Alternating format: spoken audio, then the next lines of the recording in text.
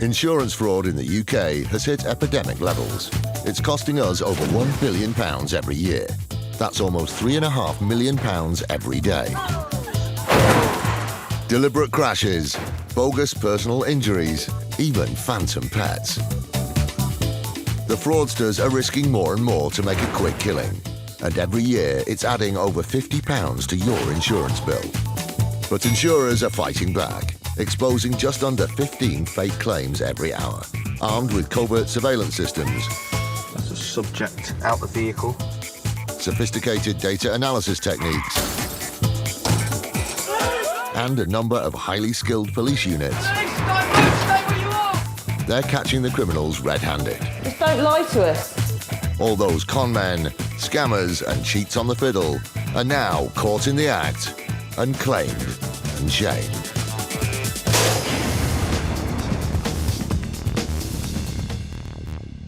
Today, car insurance fraud, a victim story. I felt absolutely sick knowing that I'd been driving around uninsured all that time. One of the worst days of my life. A tall tale about a mugging is knocked back.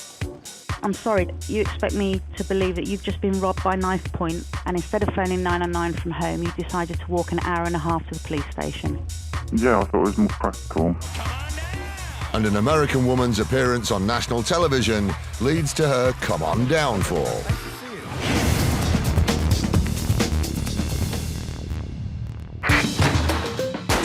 The City of London Police's Insurance Fraud Enforcement Department, or IFED, is a dedicated team of detectives committed to stopping insurance fraud cheats.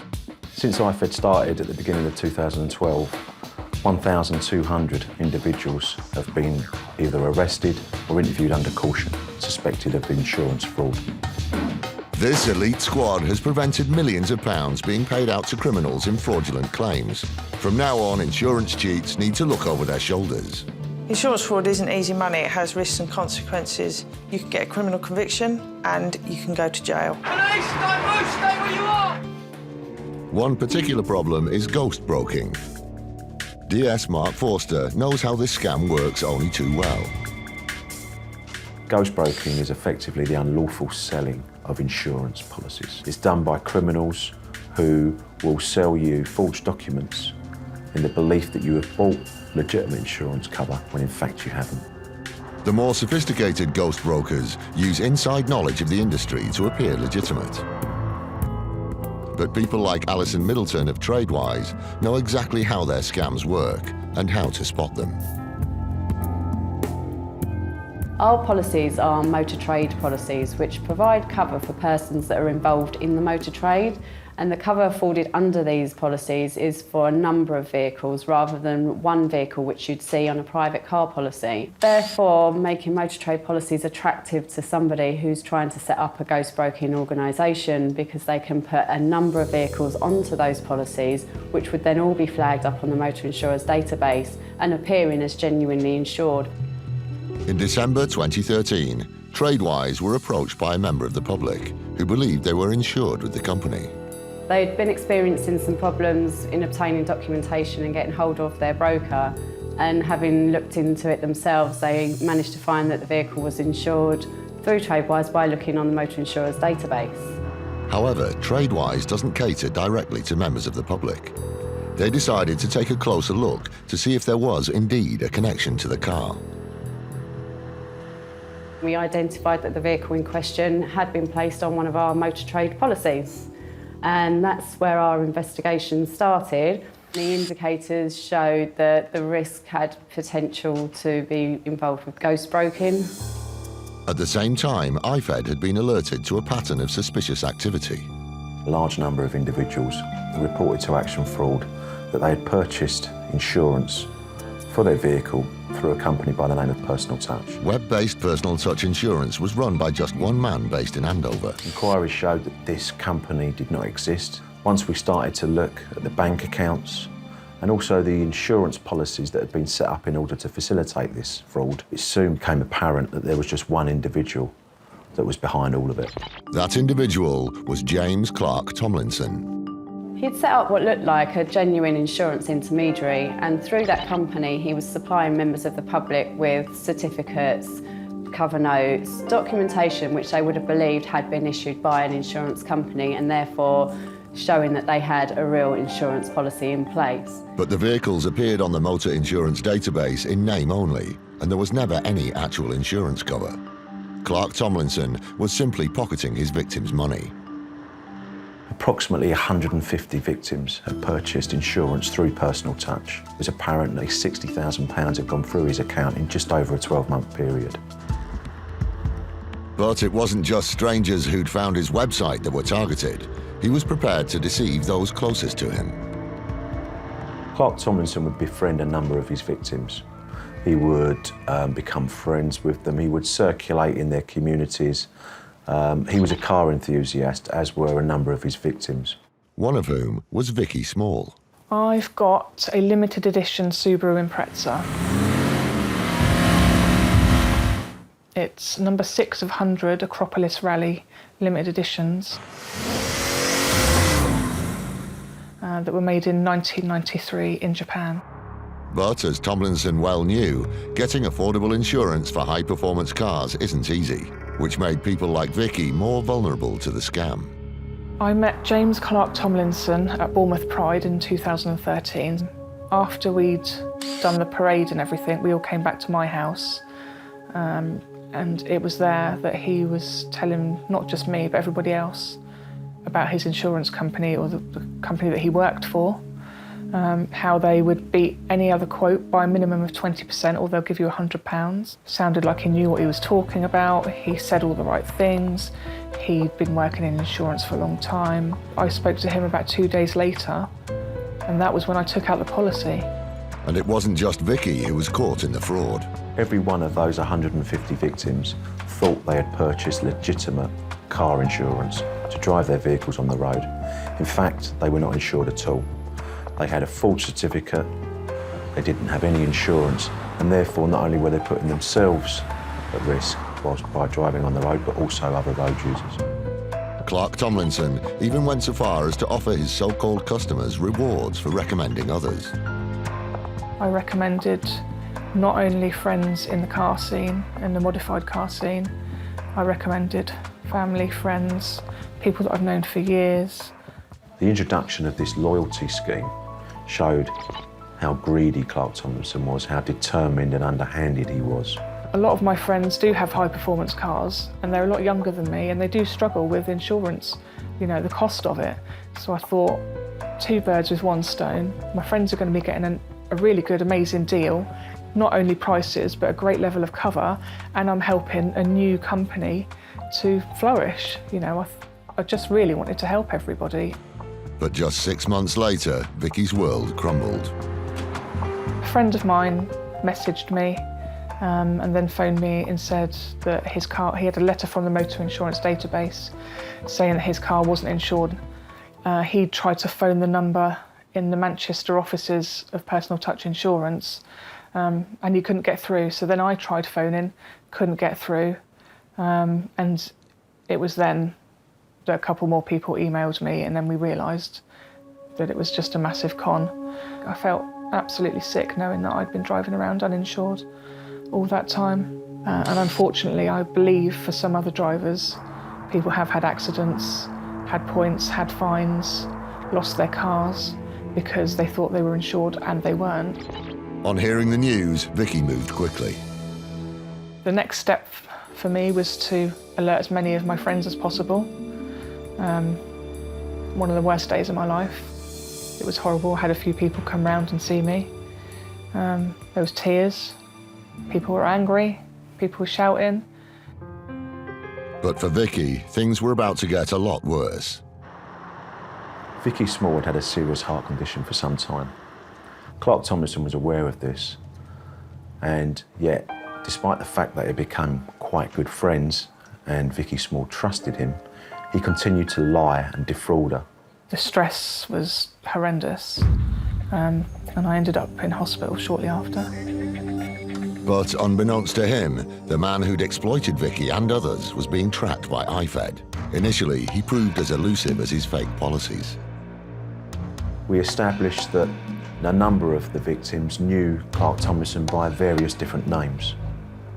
He seemed to frequent different addresses in different areas of the country, and one initial report we had at the very beginning of the investigation, when he was first identified, suggested that he was actually working on a cruise ship.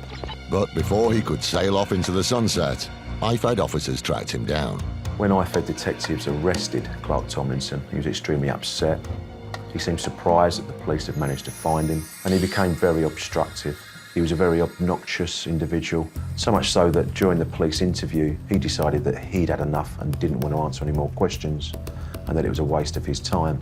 So he turned off the recording equipment halfway through the interview. Despite this behaviour, IFED was able to build a watertight case against Clark Tomlinson, and before long, it was time for him to face justice.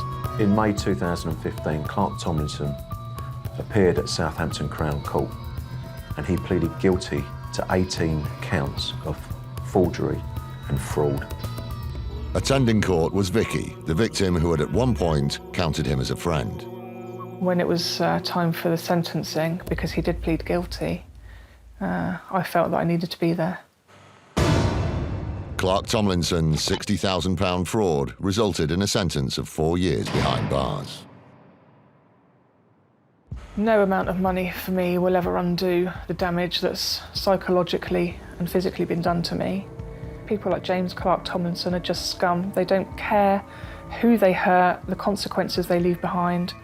All they want to do is get as much money as quick as possible. Clark Tomlinson was an extremely arrogant individual who thought that the police wouldn't catch up with him. My message to any other would-be insurance fraudster is that you will not get away with your crime, and that the police will catch up with you, and detectives from IFED will ensure that you receive the most severe penalties at court for your actions.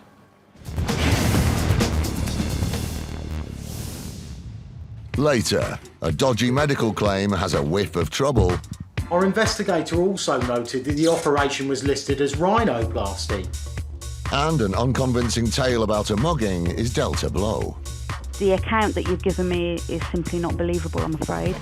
No, okay.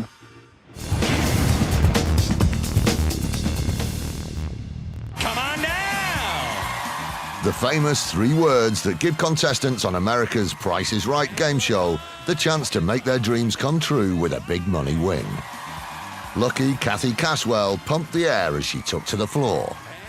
But would her luck continue? Kathy. $1,000. And Molly. 801, Drew! 801. Actual retail price is $1,375. Kathy, come on up here. Thinking her luck was well and truly in, Kathy elbowed her way onto the stage, barely able to contain her excitement. Nice to see you. We have a trip to Palm Springs and a trip to Santa Barbara. But appearing on one of the nation's biggest game shows with millions of viewers exposed the web of lies she'd been spinning. Oh, I hope you're right. Now she's going to try to beat 80 cents whenever you're ready. In truth, Cashwell was already cashing in, to the tune of thousands of dollars in workers' compensation. Some years prior to her appearance on the show, the former postal worker had claimed that a serious workplace shoulder injury meant that she couldn't stand, sit, kneel, squat, climb, bend, reach or grasp. As a result, she'd been collecting compensation since 2005. Sorry, Kathy. So she shouldn't have been able to do this. This, and certainly not this. That's right, in addition to appearing on national TV, Kathy Cashwell had also posted a photo on social media that showed her arms high paragliding. You tell me where that price goes, and you're going to win both trips. Santa Barbara. Santa Barbara. And when I say 3, flip it up. 1, 2, 3. You got it! Go to Santa Barbara, go to Palm Springs, $5,000 worth of travel. But in reality, Kathy Cashwell was going nowhere except court. Unsurprisingly, her ill-judged Price is Right appearance tipped off investigators that she was pulling a fast one. Evidently, she didn't think through the consequences of being pictured on national TV, standing, reaching, and grasping, things she claimed to be unable to do. On September 11, 2013, she was sentenced to 3 years of probation and was ordered to pay back the agreed amount of $30,000. Finally, it was time for her to shoulder the blame.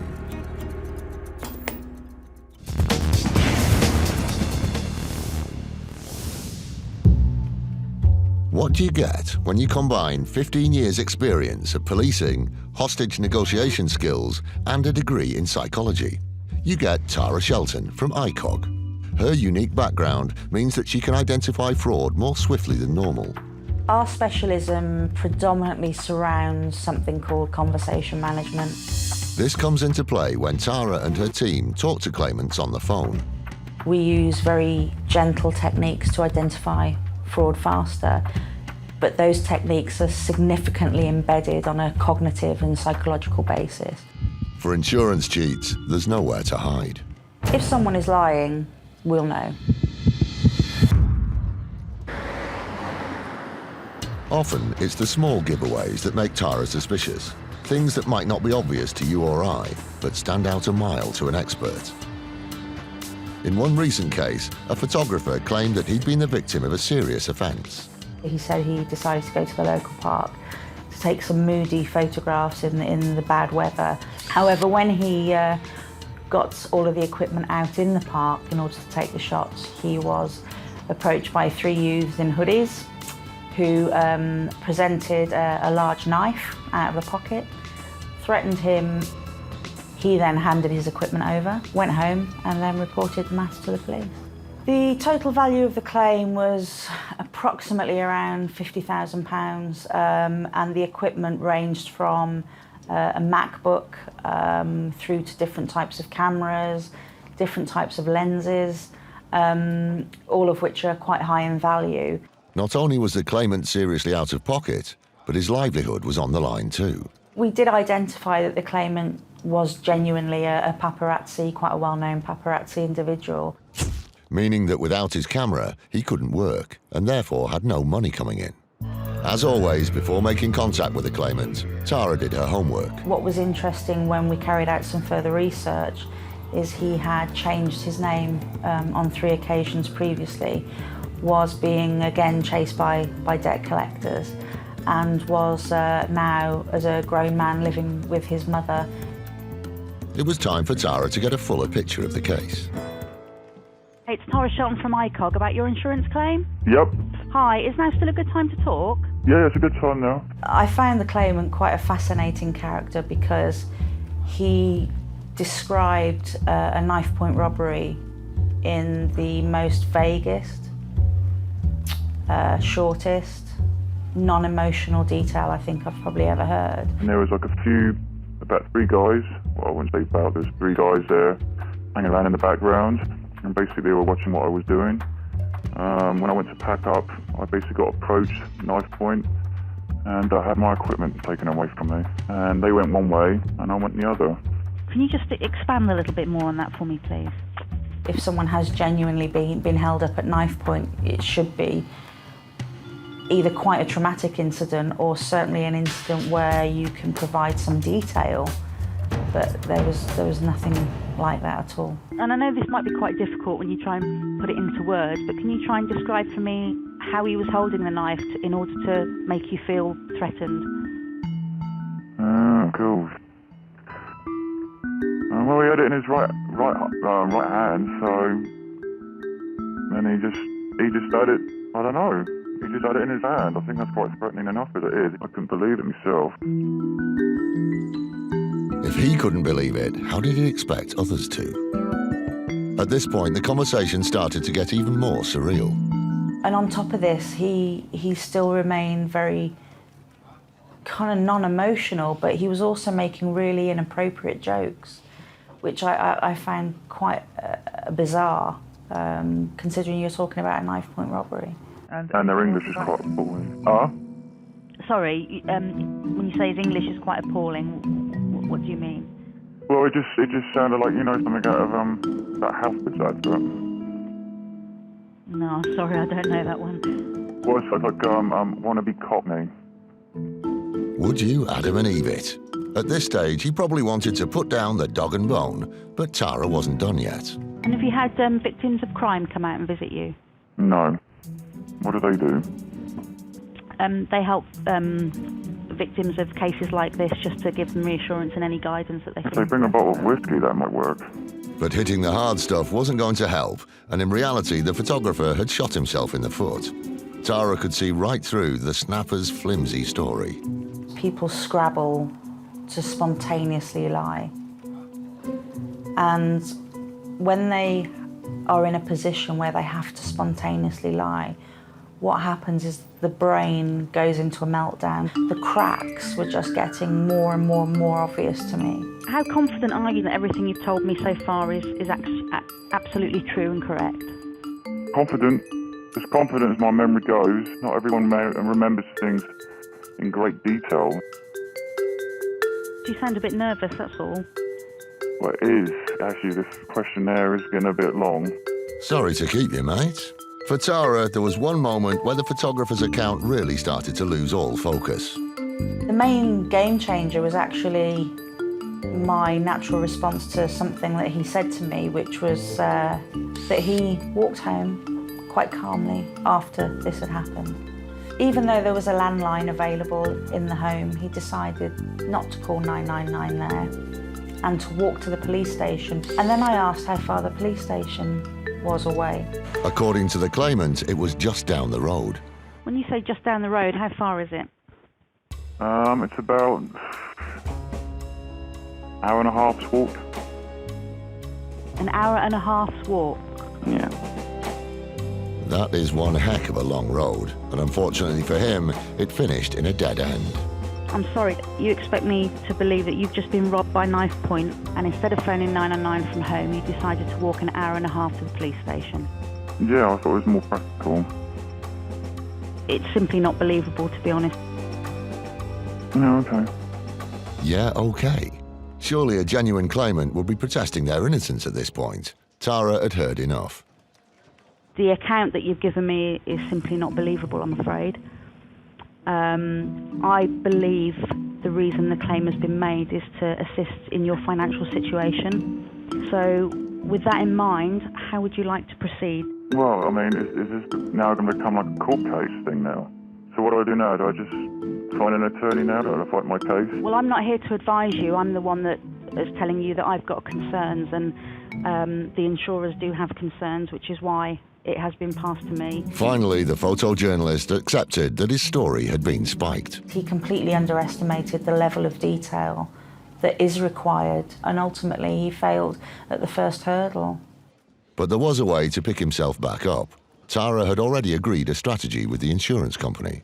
When I outlined that one of the options that the insurer was willing to accept a withdrawal of the claim, he was quite happy to withdraw the claim, thanked me for my time and for my professionalism. Clearly, he realised that he'd more than met his match. Well, thank you for your patience, and I know you've been very professional. And wow, that was the hardest interview I ever had. The newsman had been well and truly scooped.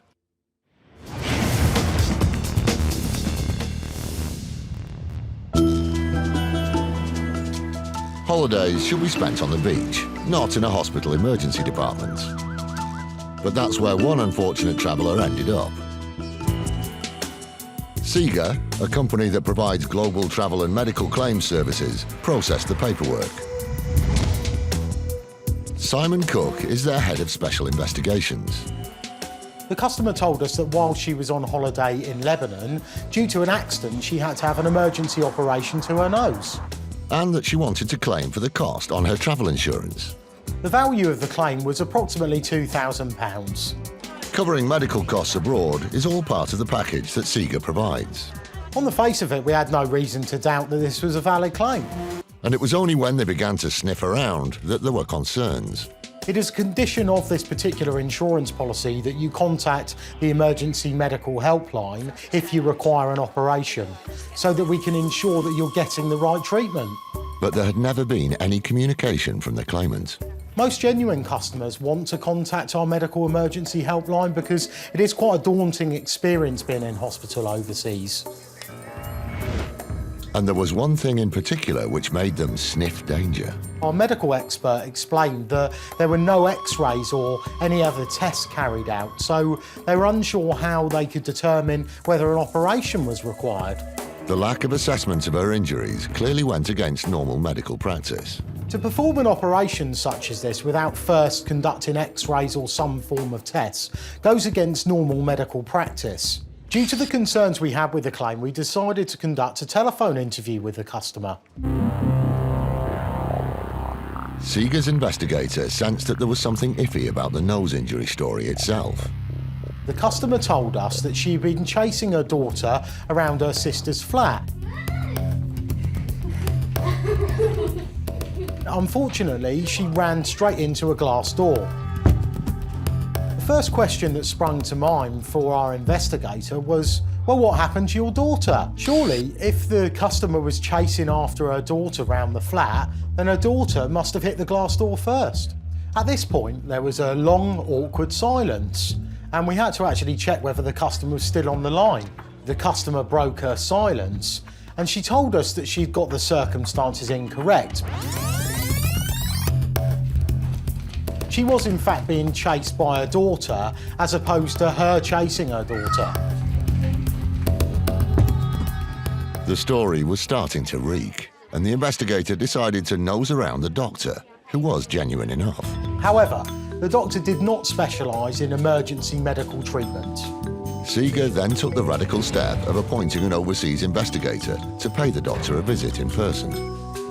Our investigator made an appointment at the hospital to speak with the doctor, and when our investigator arrived, the doctor was well aware that we were going to be visiting. Without even referring to any paperwork, the doctor actually validated the claim and said that our customer had received an emergency medical operation. The doctor actually told us that he had nothing further to add to the situation and left. Undeterred, the investigator spoke to the hospital receptionist, and it was at this point that things started to get interesting. She then decided to bring up the official computer records in front of our investigator. Our investigator also noted that the operation was listed as rhinoplasty. This is more commonly known as a nose job.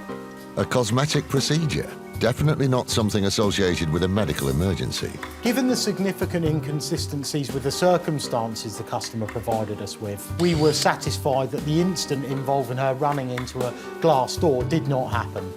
They saw right through the story to the likely explanation. As far as we were concerned, this was a case of medical tourism, and the customer had travelled to Lebanon with the intention of having a nose job whilst on holiday. Needless to say, travel insurance doesn't cover this type of plastic surgery, and the claim was declined. The customer initially tried to contest our decision, but after we wrote back to her, she decided not to pursue the claim any further. Shown that she knows what's good for her, the woman finally walked away. This investigation just proves that we take a hard-nosed approach to investigating fraud.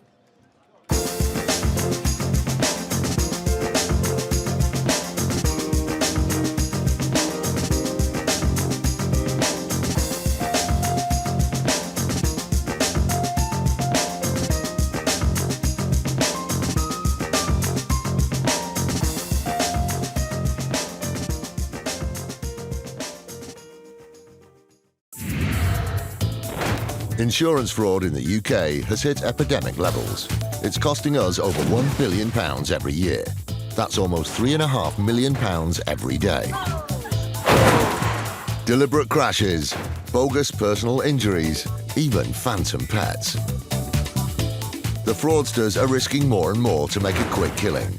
And every year, it's adding over £50 to your insurance bill. But insurers are fighting back, exposing just under 15 fake claims every hour, armed with covert surveillance systems. That's a subject out the vehicle. Sophisticated data analysis techniques, and a number of highly skilled police units. They're catching the criminals red-handed. Just don't lie to us. All those con men, scammers and cheats on the fiddle are now caught in the act and claimed and shamed.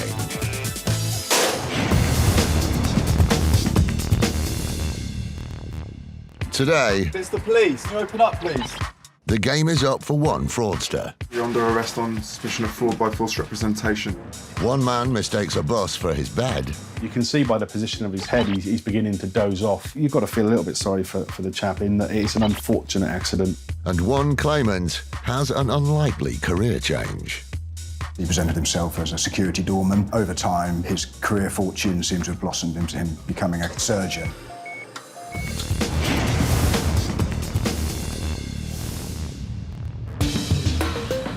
With 29 million customers nationwide, it's inevitable that Aviva get their fair share of fraudulent claims. But whilst many of these are from opportunists trying their luck, sometimes they're faced with a fraud on a much larger scale.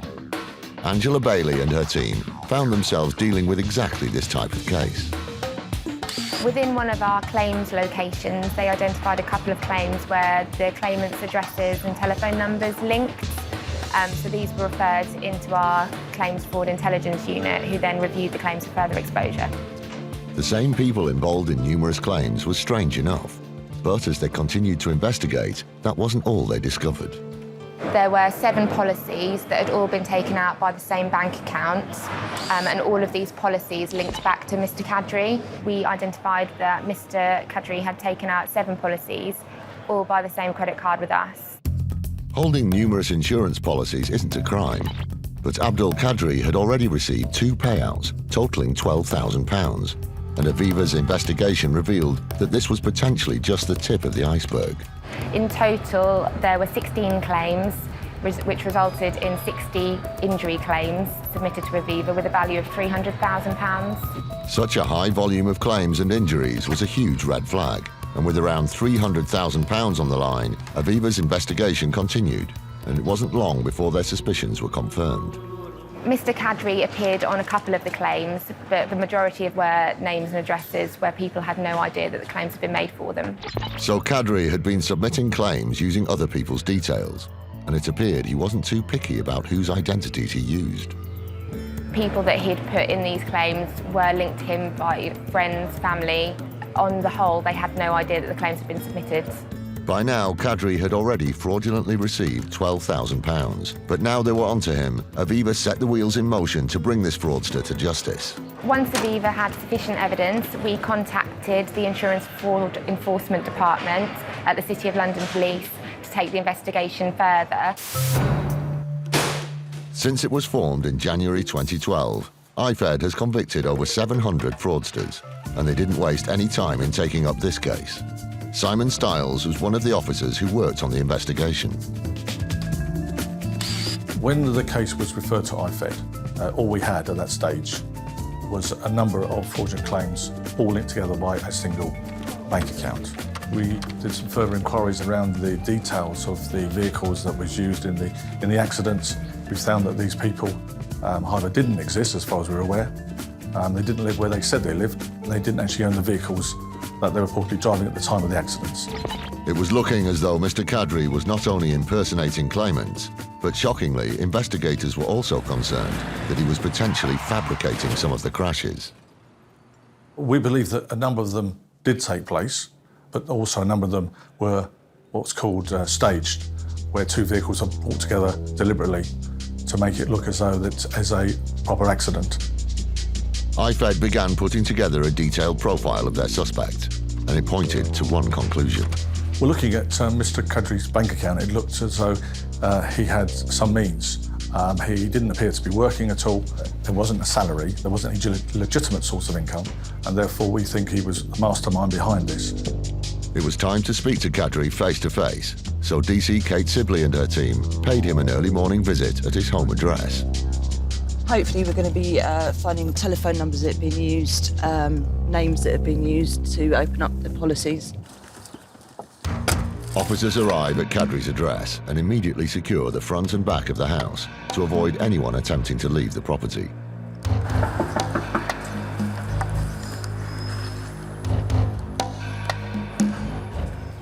It's the police, so can you open the door? The longer we spend outside, knowing that someone's in there, the more concerned we get as to whether they're going to attempt to escape, arm themselves, or hide the evidence or just attempt to destroy it. Eventually, their knocks are answered. Good morning. My name's DC Einsman from City Police. Mr. Kadri, I'm going to arrest you, OK? You're under arrest on suspicion of fraud by false representation. Still to come.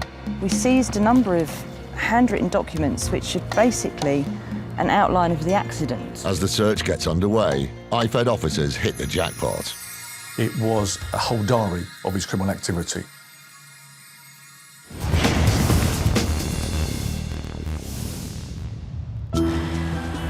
In the UK, there are around 6,000 accidents involving buses each year. When someone claims they've had an accident on a first group bus, it usually lands on the desk of Lee Ingram.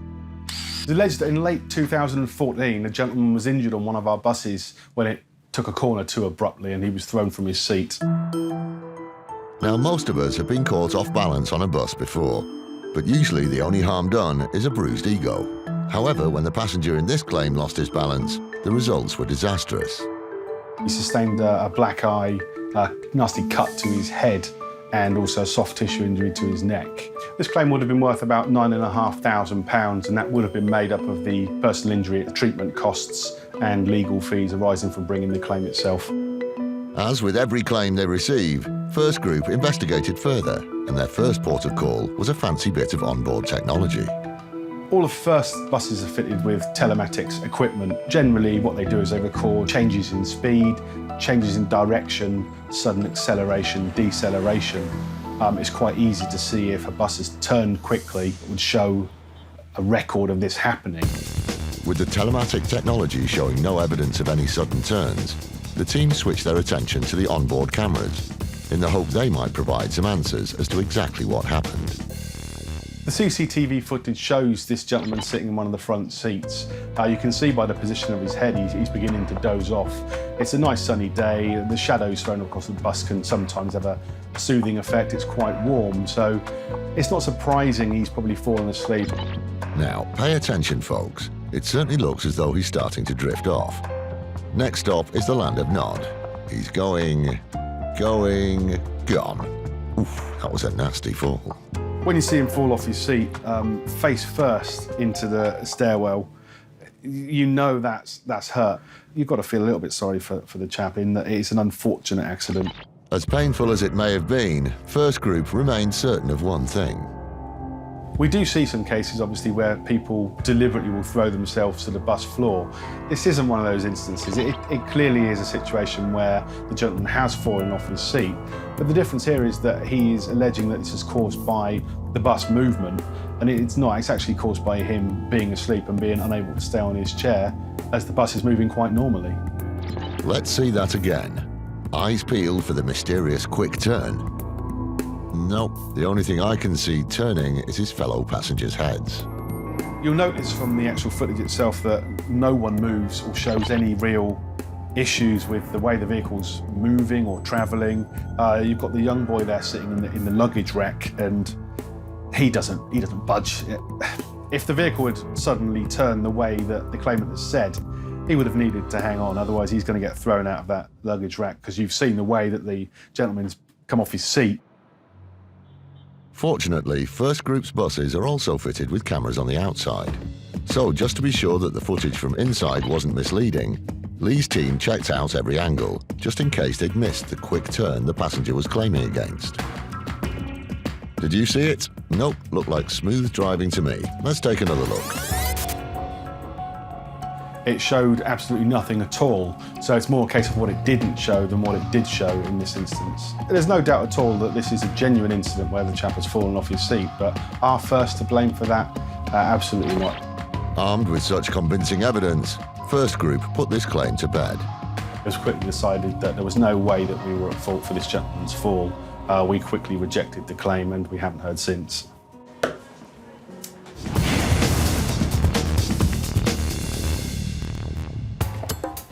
The UK jewellery and watch industry is worth more than £5 billion. But it's not all about the money.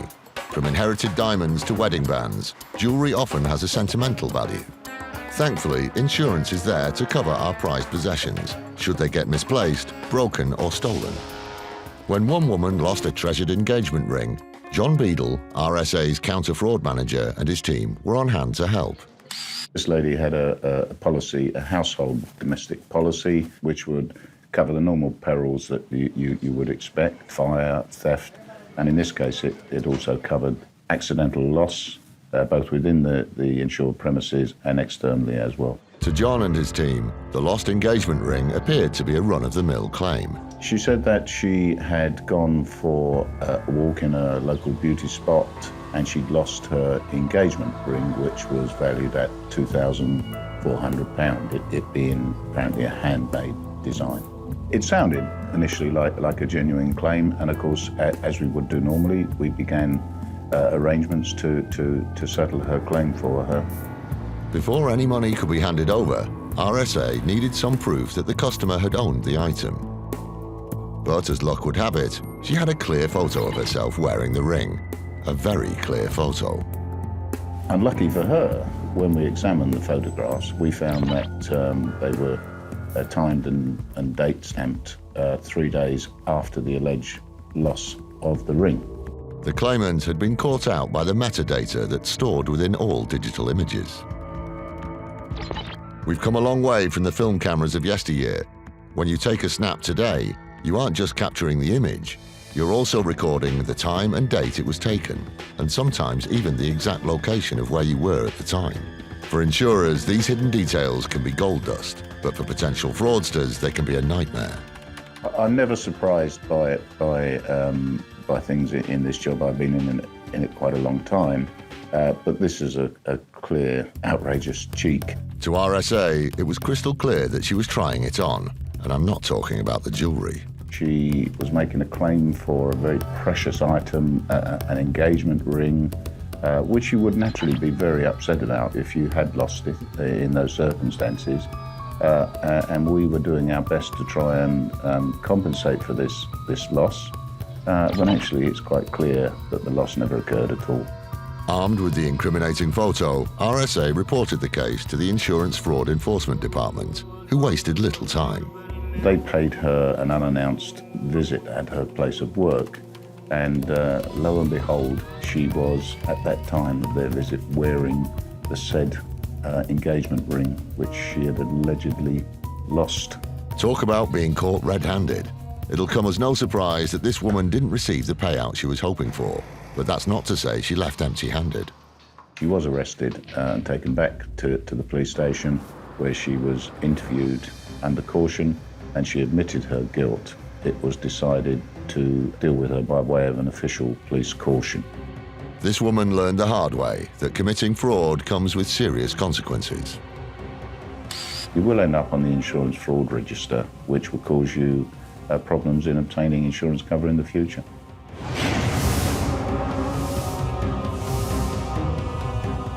As head of fraud at Aviva Insurance, Tom Gardiner knows a thing or two about accidents and injuries.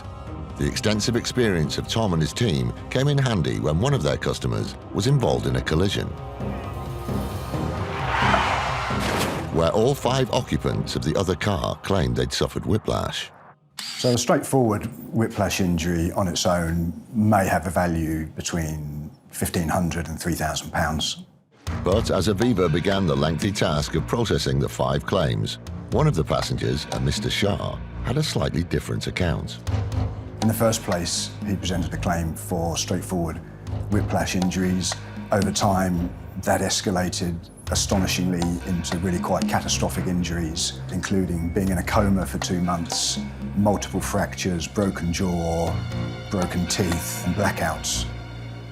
Was he in the ejector seat? Now, it's fair to say that some whiplash injuries can worsen over time, but this was taking it to a whole new level, as the list of injuries went on to include a fractured skull, blindness in one eye, and loss of taste. As far as Aviva were concerned, though, the entire claim left a bad taste in the mouth, because Mr. Shah's injuries weren't the only details that were ever changing. There are a number of inconsistencies with Mr. Shah's claim, including his employment status.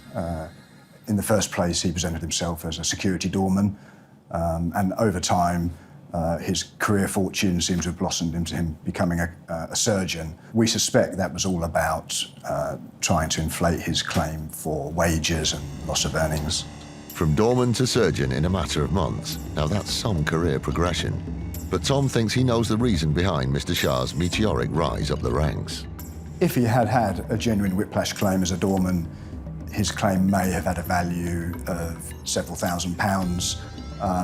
If he was a surgeon with such catastrophic injuries, it would have been hundreds of thousands. It'll come as no surprise that with such dubious inconsistencies on the claim, Aviva decided to look into this one a little further. We carried out detailed investigations. In particular, we arranged for engineers to inspect the damage to the vehicles, which proved to be wholly inconsistent with the circumstances and the injuries presented. With the damage to Mr. Shah's car a million miles away from what the claim suggested, Aviva turned their attention to the alleged injuries. I think we were surprised by the inconsistency and escalation of the injuries. Medical evidence was never presented. Refusing to be stitched up by a pseudo-surgeon, Aviva sent Shah and his solicitors packing. But they soon discovered that they were dealing with a man who was as determined as he was deluded, when Shah instructed another solicitor to pursue his claim for injury. We were particularly surprised that firms were prepared to accept Mr. Shah's claim without validating him or the truth of his injuries. And it was Aviva that notified the solicitors and alerted them to their client's fraud. But with a potentially life-changing amount of money in his sights, Shah was not going to give in easily and enlisted an astonishing 12 different solicitors to pursue his claim over the course of the investigation. However, without any proof of his injuries whatsoever, none of his army of solicitors were successful in securing Shah a payout.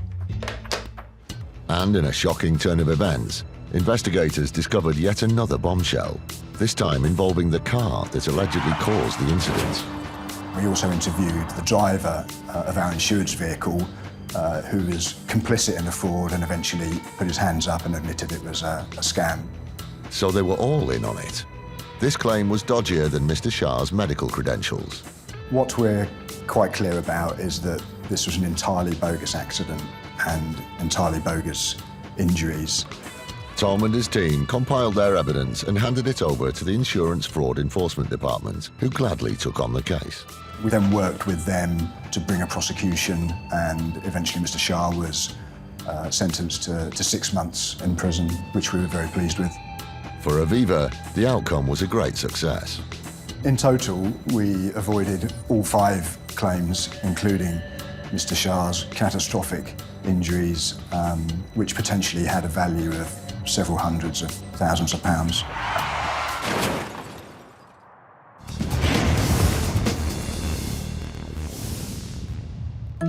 Pets can be a great addition to the home, but caring for them isn't cheap. In fact, the average trip to the vets costs around £300. Thankfully, pet insurance is there to take the brunt of the cost when our furry friends are injured or become ill.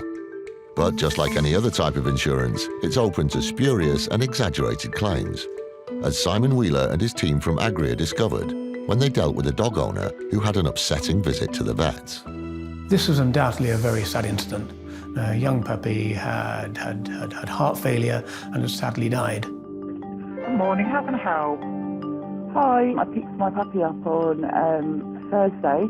Yeah. On some Saturday, I think, he passed away. How do I go about claiming? After receiving a claim form from the grieving owner for £500, Agria started looking into the claim. But as they read through the policyholder's paperwork, something jumped off the page.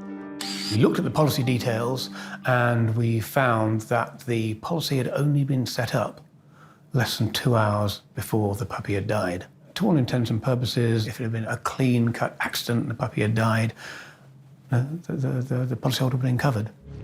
The problem was that this was anything but clean-cut, and the timing of the puppy's passing was a real concern for Simon and his team.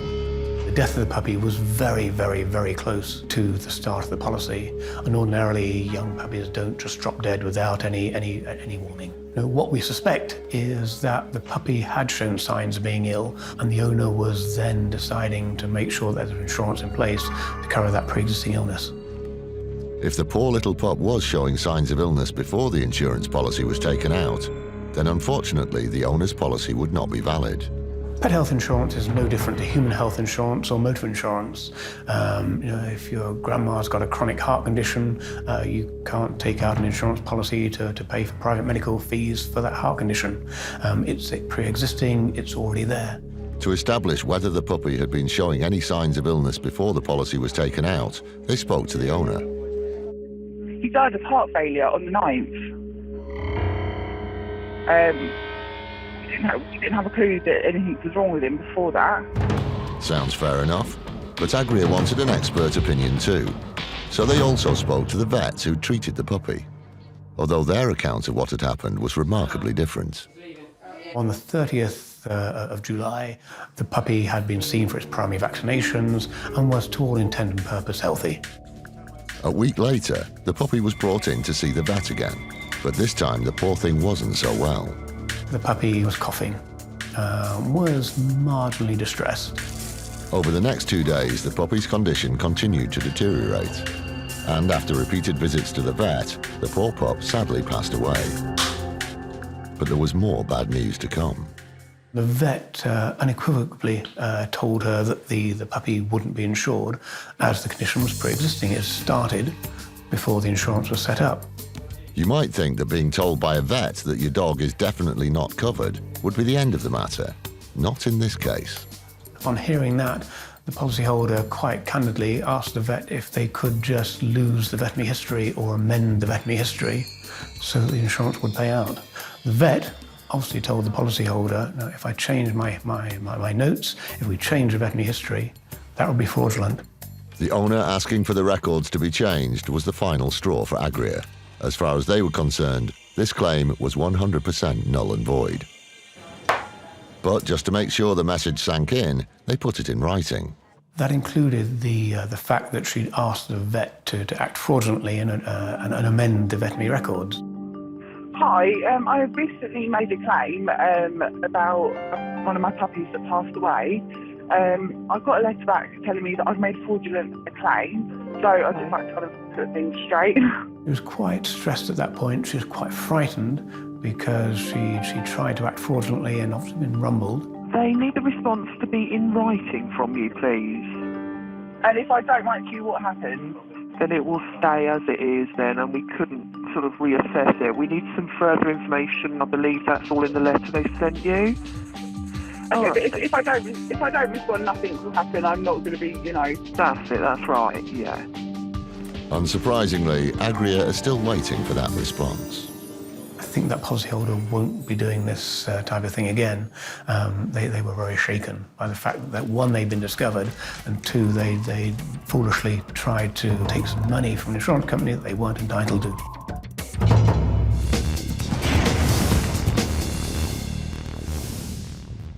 Previously, in Birmingham, IFED's DC Kate Sibley tracked down Abdul Qadri, who was suspected of masterminding a huge motor insurance scam with an estimated value of over £300,000. You're under arrest on suspicion of fraud by false representation. With Qadri under arrest, the team began searching the property for evidence. We're going to be completing a search of your address, okay? I'm looking for certain things, insurance documents, and anything to do with motor vehicle insurance. With the search well underway, the team uncover a mountain of suspicious paperwork.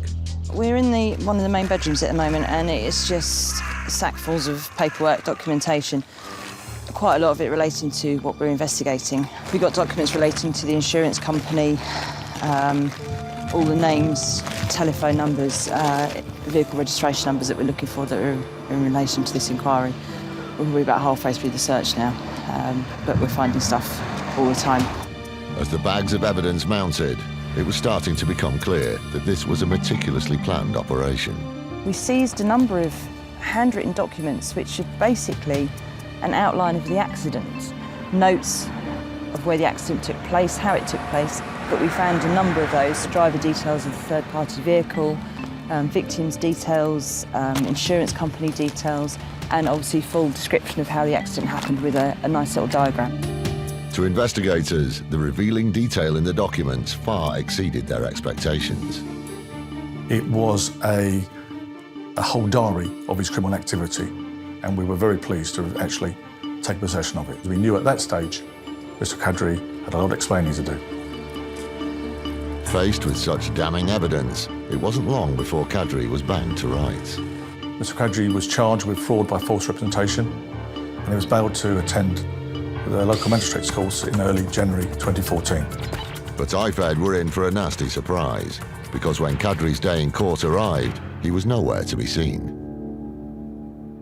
The UK borders were informed in case he'd left the country and returned, and inquiries were made through relatives and family and previous addresses. Unfortunately, we could not find him. Wherever Kadri may have run to, IFED were certain of one thing. It was now a waiting game. We knew he'd show up. We didn't know where and we didn't know when, but we knew he would. Sure enough, eventually IFED got their man.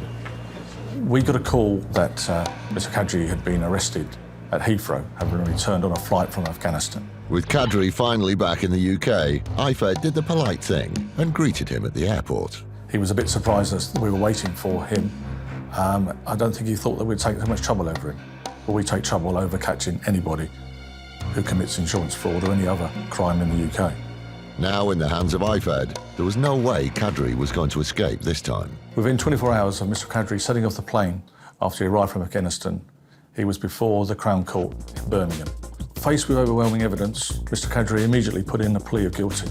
The judge sentenced him to 38 months imprisonment for his offences and an extra 3 months to serve for failing to return on bail and fleeing the country. Kadri thought he was in line to receive over £300,000. In fact, he got over 3 years behind bars. I believe Mr. Kadri received such a long sentence due to the organised nature of these incidents from the notebook that the detectives found when they raided his address.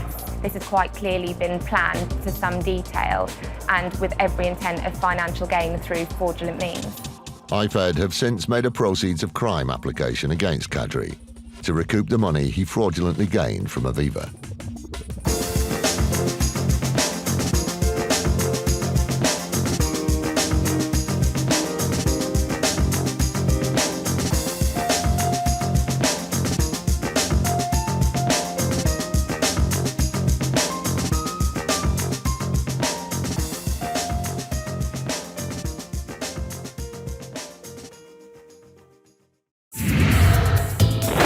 Insurance fraud in the UK has hit epidemic levels. It's costing us over £1 billion every year. That's almost £3.5 million every day. Deliberate crashes, bogus personal injuries, even phantom pets. The fraudsters are risking more and more to make a quick killing. And every year it's adding over £50 to your insurance bill. But insurers are fighting back, exposing just under 15 fake claims every hour, armed with covert surveillance systems. That's a subject out the vehicle. Sophisticated data analysis techniques. And a number of highly skilled police units. They're catching the criminals red-handed. Just don't lie to us. All those con men, scammers and cheats on the fiddle are now caught in the act and claimed and shamed.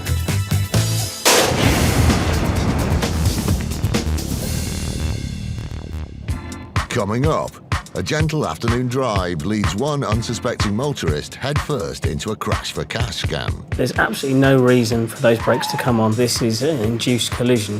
One claimant needs to brush up on his communication skills. He couldn't stop himself calling me love. The theft did happen, love. Oh, I keep calling them. And a moped rider's claim falls flat. Crucially, he wasn't at the point on the road where he alleged the accident had happened.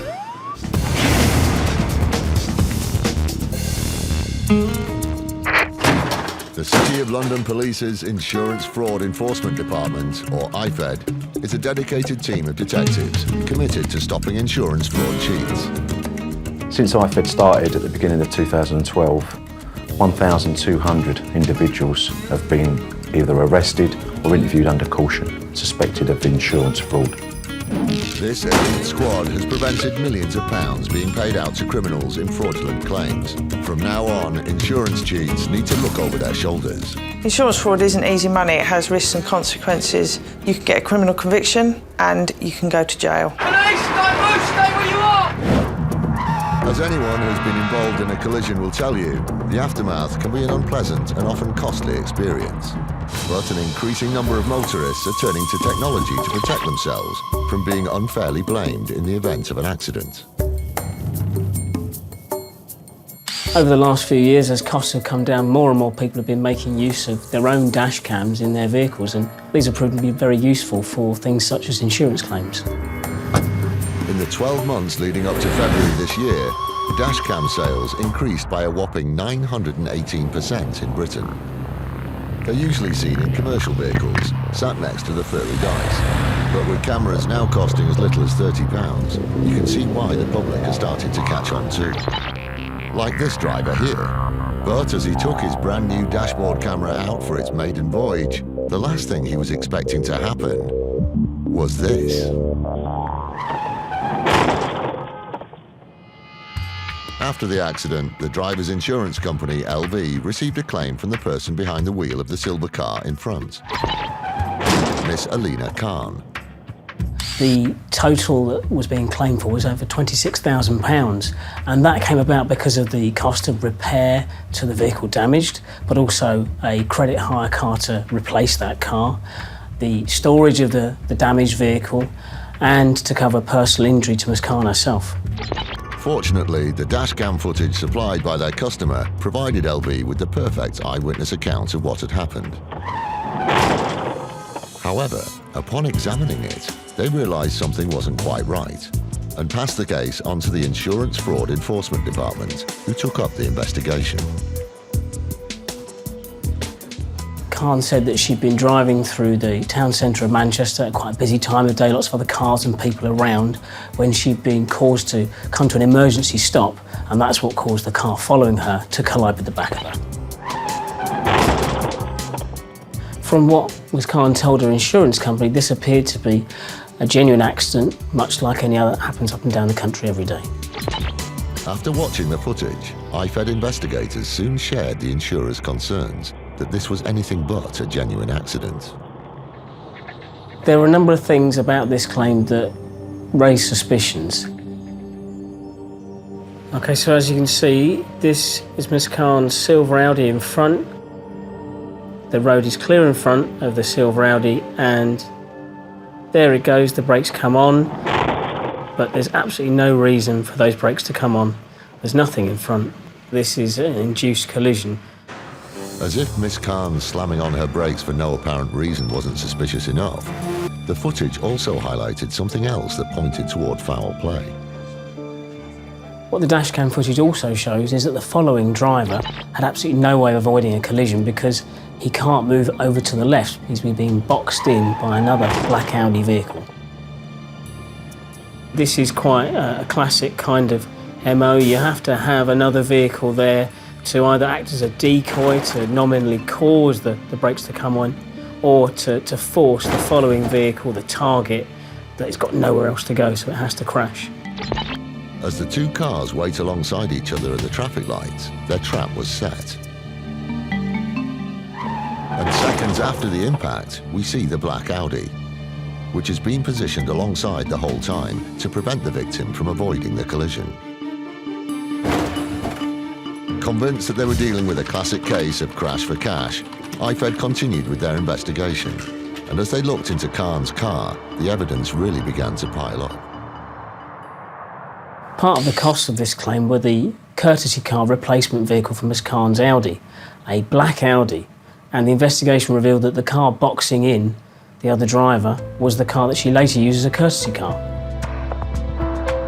So, not only had Khan deliberately caused the crash with an unsuspecting driver, she also had the nerve to claim for a courtesy car, when in fact it belonged to her accomplice.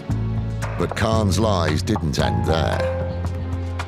According to Ms. Khan, her silver Audi was undrivable, and so it needed to be in storage at high expense.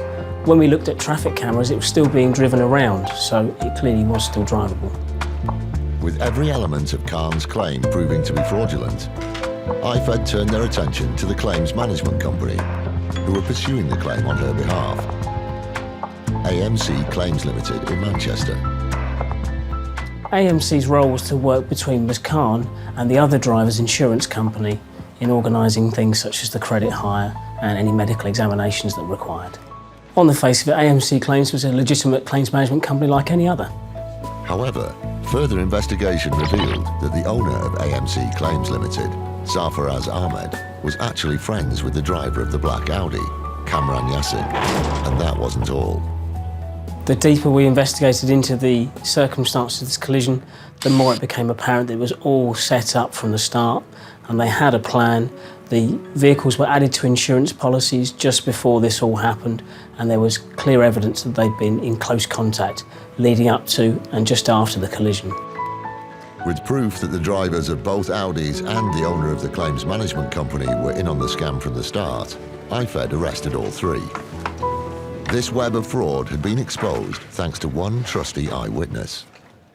The dashcam footage was hugely significant. It gave us lots of lines of investigation to follow, and it enabled us to confront Ms. Calm with the real circumstances of what had happened that day. At trial, all three of those people were found guilty by a judge. I don't think any of those three people were surprised to be arrested, but certainly they showed no remorse whatsoever throughout our investigation or at court. Justice was served when Alina Khan received a 14-month suspended sentence, and Kamran Yassin, who was behind the wheel of the black Audi, received a 16-month suspended sentence, along with 280 hours of community service. The owner of the claims company, Sarfaraz Ahmed, also pleaded guilty and awaits sentencing. I think this goes to show that insurance fraud isn't a victimless crime that happens with a load of paper being moved around somewhere. It happens on our streets. It is almost like daylight robbery.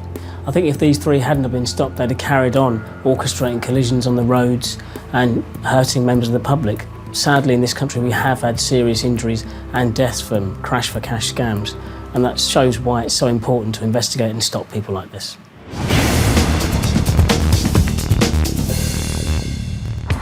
Still to come, a pothole prang is investigated. The nature of the pothole didn't look to us to be of the type of severity that would cause someone to come off their bike. And an apparent victim of theft isn't in the mood for talking.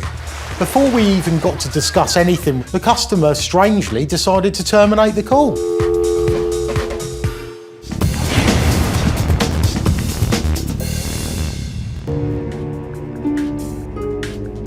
Increasingly, insurers are turning to dedicated claims handling companies. ICOG use specialist techniques to weed out the genuine claims from the bogus ones. Managing Director Tara Shelton has dealt with hundreds of claims over the years. With one of the most common claims being high-tech camera equipment, Tara and her team have so far saved the media industry over £1 million. And of all the cases of nicked kit she's dealt with, one in particular stands out. He had hired equipment, he said, to make a music video over the weekend in the famous Brick Lane in London. He reported to having made this music video and the equipment was therefore returned to the home address and was stored there overnight so that he could return the equipment as per the hire agreement. But it was at this point our claimant's fortunes took a turn for the worse.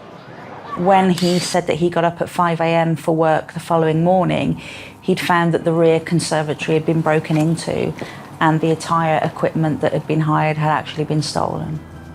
With almost 100 grand's worth of high-tech kit missing, most of us will be bending over backwards to try and get things sorted, but not this chap. This particular claimant was very difficult to get onto the phone. He would make many excuses as to why he wouldn't be available to speak with us.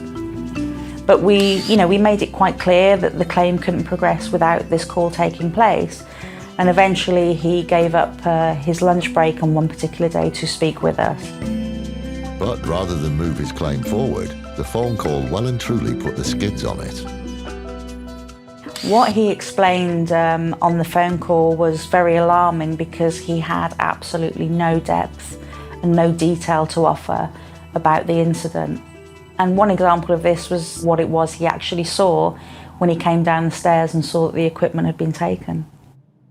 So if you can just go nice and slow and clear for me, please. Just tell me in your own words exactly what happened. Well, basically, you've got the cameras, basically done the shoot, got the cameras back, and next thing I know, I'll get up in the morning, and basically, they were gone. Unsurprisingly, such a vague account wasn't exactly ticking all the boxes for Tara. But what was even more interesting about this particular claimant is he said there were about 20 people involved in that project. An extensive cast and crew would surely mean that Tara could finally get some answers. I'll need to know the names of the people involved in this. You need to know the names? Why is that? Because we need to speak to those people. It's quite a lot of money that's gone missing here. So it is sort of proportionate to the value of the claim, you see. So can you tell me who was involved in the video? Well, not really. He might not have been much of a talker, but judging by the level of cover he'd taken out, this fella clearly knew his stuff. This particular policy is quite a specialist scheme policy where it's purchased from a broker, and it's predominantly for people who actually do work in the media industry. So in other words, you would need to be suitable for the policy by having that experience. So it sounds like this chap was rubbing shoulders with the likes of Spielberg. And what's your occupation? I work in a warehouse. Right, okay. And then what do you do there? Yeah, stack shelves and stuff, love. Unlike the shelves in the warehouse, this claim wasn't stacking up. This particular claimant had hired the equipment, providing references from the media industry to substantiate that he had that experience. Now, when you hired out this equipment, did you have to provide any references? No, I don't think so, love. Yeah, okay, cheers, thanks. So he doesn't remember that he provided references to hire the kit, didn't have the right experience to hire the kit, didn't want to give the names of his cast and crew, and couldn't provide any of the details Tara was asking for. It was hardly going well, but as always, Tara was keen to keep it professional. He couldn't stop himself calling me love, and I don't really like that very much. Okay, could you do me a favour? I don't mean to be rude, but could you stop calling me love? Oh, sorry. That's all right. Sorry. It's all right. It's just that this is a professional call, you see, so I just appreciate all right, going both ways, if that's okay. Okay. That doesn't sound like too much of a challenge, does it? So you did the shoot and you got home about 8:30. Yes. How did you get home? The van, love. Sorry for calling you that. But with nerves getting the better of him, he just couldn't help putting his foot in it. What did you get paid for doing this shoot? I didn't get paid at all, basically, love. Sorry for calling you that. And how many, if any, previous burglaries has that property suffered? I don't think there has been any, love. Okay, Sorry for calling you that. I can't help it. All. Did the theft actually happen? Yes. By now, Tara well and truly had this chap's number. He's probably the most poorly planned fraudster I think I've ever come across. The theft did happen, love. Oh, I keep calling that, sorry. I think it was a combination of a high-stress response because he was lying, but also he didn't have the almost intellectual ability to carry the story off. So he was just almost filled with frustration inside himself for not being able to, in essence, play his role and win me over. It just wasn't working. It just wasn't working. I just needed to understand, I'm afraid, as the insurers would need to understand, if you wanted to make some money from making a video, what your next steps would have been after you'd filmed it. I produced it, and then basically, that's it. Produced it, and then basically, that's it, love, really. I keep calling that for God's sake. When I explained to him that I did have concerns with the claim, he became very upset. Okay. Is there anything else about what happened you think I need to know? No. Okay. So I've got some major concerns with the claim, if I'm honest. Why is that? Well, what concerns do you think I would have? I don't know. The net was closing in on this questionable claimant. As ever, Tara and her team had done their homework and already examined his finances, and one transaction caught their eye.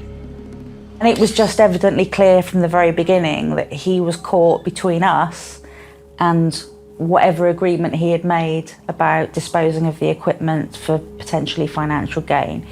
And we did actually, by working with the police, locate a large payment into his bank account after I had spoken to him. The evidence was mounting, but the claimant's biggest faux pas was still to come. And unfortunately for him, we proved that he wasn't filming in Brick Lane making a music video. He was actually at work because he clocked himself in and out Time was well and truly up for this chap. The conclusion of this claim was the right one. We invoked the fraud condition and the policy was voided as if it never existed. Hey, I think the time's up now because I've got to go. I'm going to go and get them at the window. Can I just tell you then before you go? Yes. If you're not going to allow me the opportunity to explain because you're going to go, there appears to be several breaches in the policy. Okay. Even those that want to try and defraud insurers and plan and plan and plan and think they've got their story watertight will still get found out. He thought it would be easy. He thought it would be easy, and it isn't easy.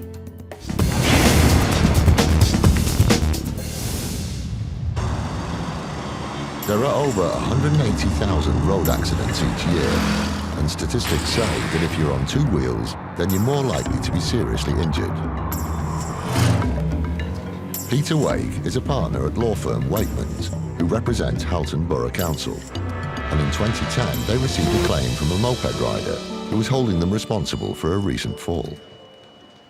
The initial claim brought by Mr. Condren was for £50,000 worth of damages, that's personal injury damages and loss of earnings, in relation to an alleged accident on the highway when he said he'd fallen off his moped as a result of an alleged pothole in the road. The rider was Daniel Condren, and according to the details on his claim form, the effects of the fall were long-lasting.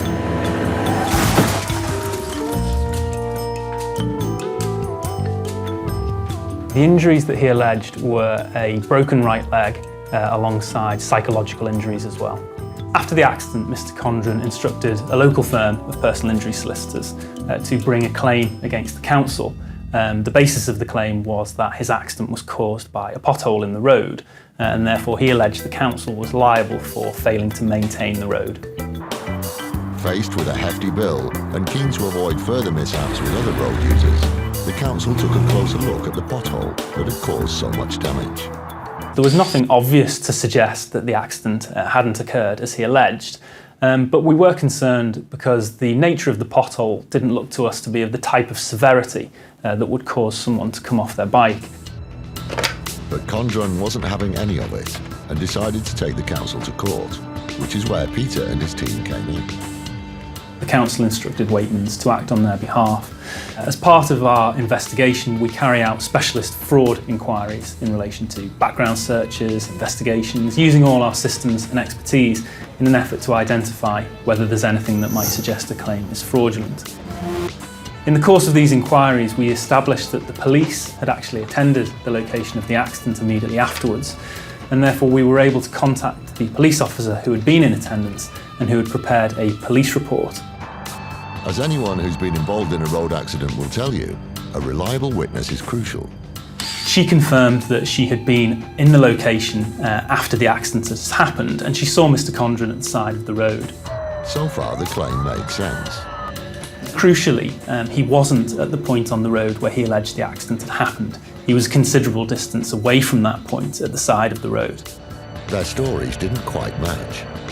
And unfortunately for Mr. Condren, the officer also mentioned a conversation she'd had with him.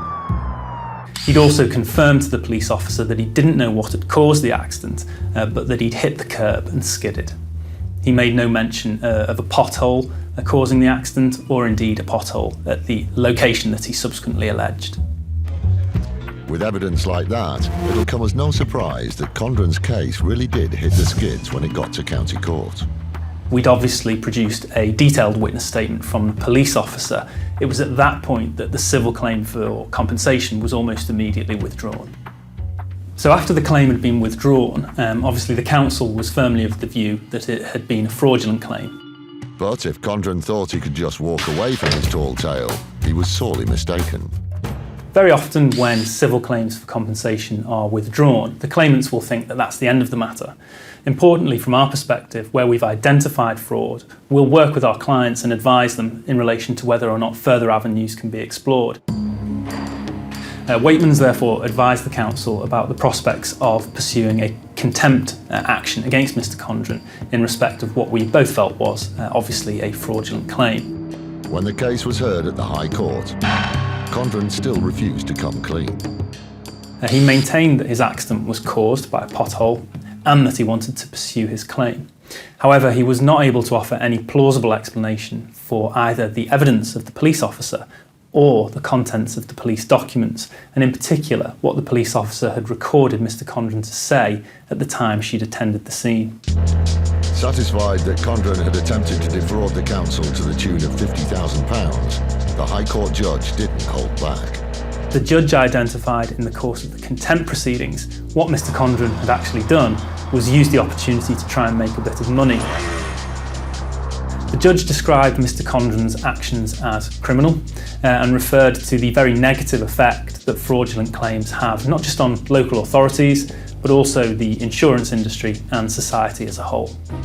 The judge told Condren that the system is seriously damaged by lying claims. Those who make such false claims, if caught, should expect to go to prison. And he meant it. For trying to cheat his way to a £50,000 payout, Condren was sentenced to 6 months behind bars. The message that this case sends out to claimants is that the courts simply won't tolerate fraudulent claims for compensation. As the judge confirmed in this case, people who bring fraudulent claims and are caught should expect to go to prison.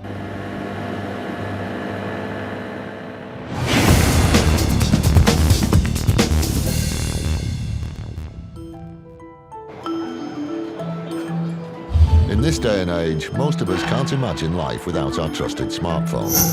But with around 300,000 phones reported stolen to the police each year in the UK, it's easy to see why so many of us purchase mobile phone insurance.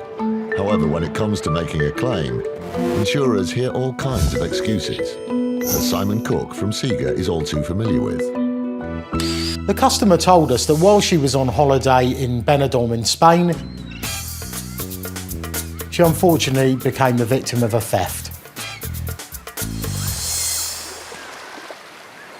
The customer claimed for a purse, £300 in cash and a high-end mobile phone. By the sounds of it, this thief had got away with quite the haul. The total value of the claim was approximately £800. To Sega, this was starting to look like a textbook case of holiday pickpocketing. As with the majority of the claims that we deal with, we had no reason to believe this claim was anything other than genuine. So, with no time like the present, Sega started processing the claim. The customer provided us with various documents to support the claim. In addition, for any mobile phone claim, we always ask for the IMEI number, which is the unique reference number that's designated to the handset being claimed. Luckily for Sega, they have access to a high-tech database that stores information on every mobile phone. When we inputted the IMEI number into the database, it did show that the phone was blocked. However, we also noted that the phone was blocked 4 weeks prior to the theft occurring. So the phone was blocked before she left the UK. Makes you wonder why she would have taken a phone with her in the first place. Due to the concerns with the claim, we did contact the customer to ask her why the phone was showing as blocked 4 weeks prior to the theft occurring.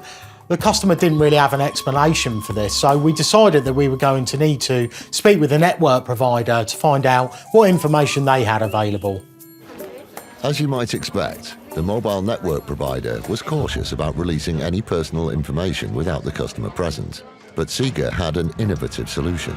So we decided on this occasion that we would do a conference call between ourselves, the customer, and the network provider. When we got through to the network provider with the customer on the line, before we even got to discuss anything with the network provider, the customer strangely decided to terminate the call. I suppose the connection could have cut out. We tried to contact the customer again to get her back on the line, but unfortunately we couldn't get through to her. With the claimant clearly not in the mood for talking, Sega got back on the blower with someone who was. We decided to get back in contact with the network provider, who proceeded to provide us with various pieces of information to help us with our investigation. They also informed Sega about a phone call they'd had with the claimant before she left for her holiday that may be of interest to them. They told us that the customer reported to them that the phone had been stolen in the UK.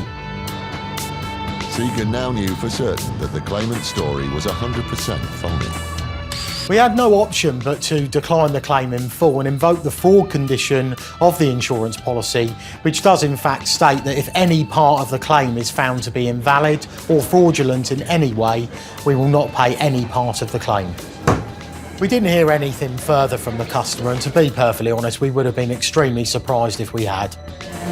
Simon and his team had averted another potential fraud. Insurance fraudsters probably don't realise what systems and databases are available to the insurance industry to help with our battle against insurance fraud. This is a classic example of opportunistic fraud. She certainly wasn't a master criminal.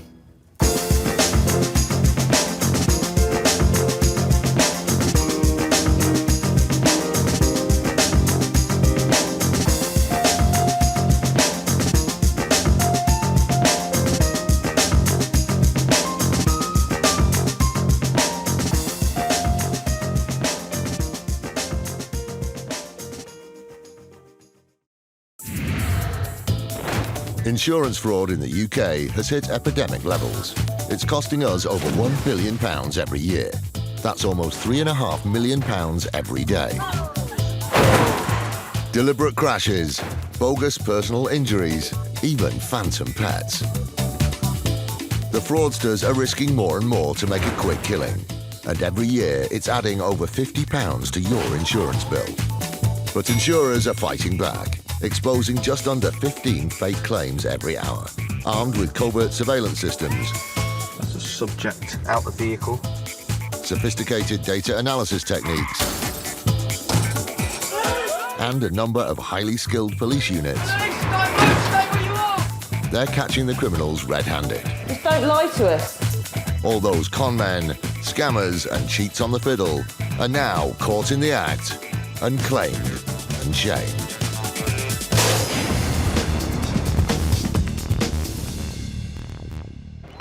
Today, a travel insurance cheat gets a one-way ticket to jail. Mr. Gordon's criminality, as far as I'm concerned, currently stands at one of the most prolific fraudsters that I've managed to come into contact with. A badly executed motor claim runs out of gas. Unfortunately, they hadn't got their story straight. One talked about it happening in the afternoon, and the other one said it happened in the evening. That's not possible. And a false injury demand gets the treatment it deserves. It didn't actually happen.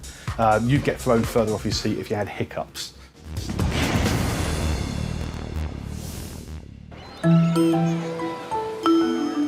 Holidays should be a time to kick back and relax. But if the brake starts to break down, then travel insurance is there, whether you need help during or even before the holiday. Unlucky Umesh Gordon's holiday never even got off the ground. He had to cancel his entire trip after having paid in advance for flights and accommodation. He submitted a claim for a medical condition which meant he couldn't go on his holiday, and it was in the region of £4,500. Matthew Crawford Thomas is Intana's fraud manager. Intana is a claims management specialist, handling claims on behalf of insurers. The company required Gordon to back up his claim with relevant paperwork. All the documentation that he'd submitted to us appeared legitimate. But then, a chance conversation led Matthew to seriously question the claimant's version of events. It was a off-the-cuff remark I made to a fellow fraud expert that enlightened me that Mr. Gordon had actually submitted a claim in 2004 for very similar or the same circumstances. Maybe Gordon was incredibly unfortunate when it came to summer holidays. Either way, Matthew decided to take a closer look at the details. Flights on all occasions for all the claims that we'd found were all legitimate flights with various airlines. So far, so genuine. But it turned out that Gordon was winging it with the air travel.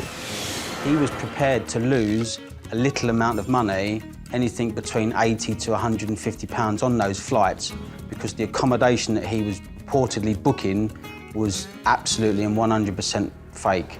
The flight tickets may have been real, but the accommodation bookings, which made up the bulk of the compensation payouts, were forged, as was the other paperwork. Mr. Gordon submitted bank statements and medical certificates that on the face of it were legitimate. However, further investigations found out that these documents were in fact totally fraudulent. As far as Matthew was concerned, Gordon had never had any intention of going away and had never been ill. Membership of the Insurance Fraud Investigators Group allowed Matthew to widen his investigation into Gordon. His findings were explosive. I uploaded data into their system of the fraud that I'd found for Umesh Gordon. This uncovered fraud dating back to 2004 with 28 claims for 9 insurers amounting to over £113,000. This was jumbo-sized insurance fraud. Every single claim from 2004 to 2011 was for the exact same modus operandi. He sustained an injury and/or illness. All the doctor's stamps were stamped by exactly the same doctor. These dodgy medical certificates were submitted to prove he was too unwell to go on holiday. The sickening scale of his fraud meant investigators started to look into his background. They subsequently found out that he actually worked for Leicester City Council Benefits Department. We then secured his holiday record for the period that we knew he was committing insurance fraud, and it subsequently transpired that he didn't in fact have the right amount of time booked off for the holidays in question. Far from being too ill to go on holiday, this proved Gordon had been well enough to work his normal 9 to 5 in the office. Matthew wasn't prepared to let Gordon just walk away from his travel insurance con. To find such an array of fraud dating back over such a long period of time, I felt that it was personal and needed to be brought to justice. I personally wrote 28 statements, which totaled over 60 pages. With such a weight of evidence, Matthew's next move was to present his findings to IFED, the City of London Police's Insurance Fraud Enforcement Department. They arrested Mr. Umesh Gordon, at which point he denied all criminality and said that it looked like someone had either stolen his identification or actually stolen his laptop. Trying to portray himself as a victim was just one more deception, but Gordon had reached the end of the road. Upon further investigations of his laptop, they found a drive with a big note on there saying insurance claims. It was at that point that Mr. Gordon, I believe, gave up the ghost. Having worked to exorcise the fraud from the start, Matthew was there in person to see the conclusion of the case. I attended Leicester Crown Court for the sentencing of Mr. Umesh Gordon. Justice was finally served in the £113,000 swindle. The judge gave him 2 years due to the fact that he had actually admitted fraud sooner rather than later. He is currently at Her Majesty's pleasure.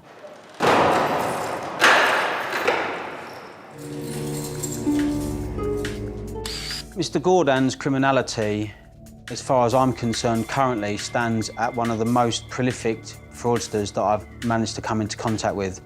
Bearing in mind what he did for a living, for him to submit such a large amount of claims to the industry for such an elongated period of time, it beggars belief, to be brutally honest. As does the decision to risk his successful career and reputation by committing fraud. It just goes to show that no matter what you do for a job, people are always prepared to commit insurance fraud if they think they can get away with it, but not on my watch.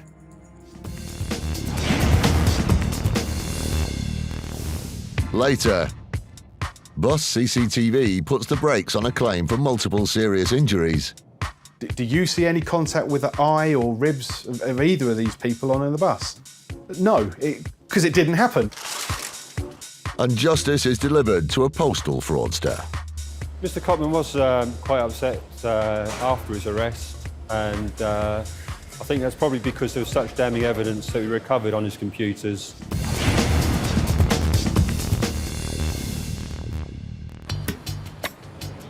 Recent figures show that there were nearly 150,000 road traffic accidents reported last year in Great Britain.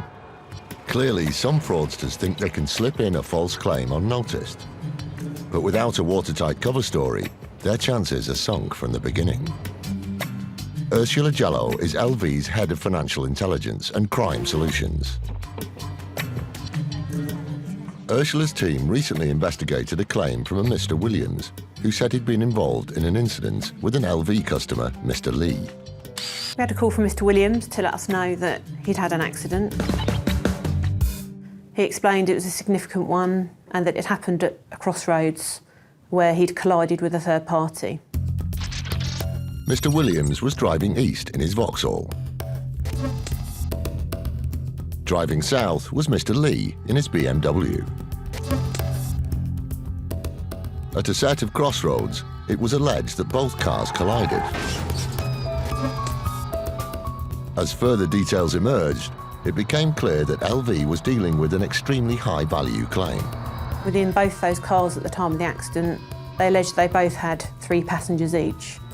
So we actually had a total of 8 personal injury claims as part of this claim. As a result of that, our actual total claim by the end of our investigation was around £500,000. That is a significant amount of money. It certainly is. But right from the start, there were doubts about the £500,000 claim. A couple of things that absolutely didn't add up about this claim was, based on what was described, it was a significant accident with extensive damage. We had no witnesses and we had no emergency services called. That's unusual. You're telling me? Unusual, if not suspicious. With the amount of money on the line, further investigation was needed and a forensic engineer was appointed. Insurers use forensic engineers for a number of things, but mainly actually to clarify what happened in the event of an accident. They can tell by looking at the car whether the damage is consistent with the circumstances that have been described. And in this case, they absolutely weren't consistent with what we were told about the accident. The location of the damage on the cars was significant. The circumstances that were given meant that the damage had to be on one side. The left-hand side of Williams' car and the right-hand side of Lee's car. Actually, having investigated and looked at the vehicles, the damage was on the opposite side of where it should have been. As shown on the photos. If that wasn't suspicious enough, there was also a major question mark over Lee's car. The vehicle at the time was not even drivable. There was a significant transmission problem, and therefore it wouldn't have even been able to drive, let alone being involved in an accident. The claimants were clearly trying to send LV in the wrong direction with a fake story about an accident that never happened. Further evidence then emerged about the undrivable car. We identified that actually Mr. Lee's car had previously been involved in an accident that caused exactly the same damage to the vehicle that was now in our claim. What a coincidence. For a car that couldn't be driven, it was apparently getting around a lot. That claim was actually turned down with the other insurer because he'd failed to disclose some modifications about the car at the policy inception. So the previous claim had hit the skids too. LV went back to the claimant to get his side of the story.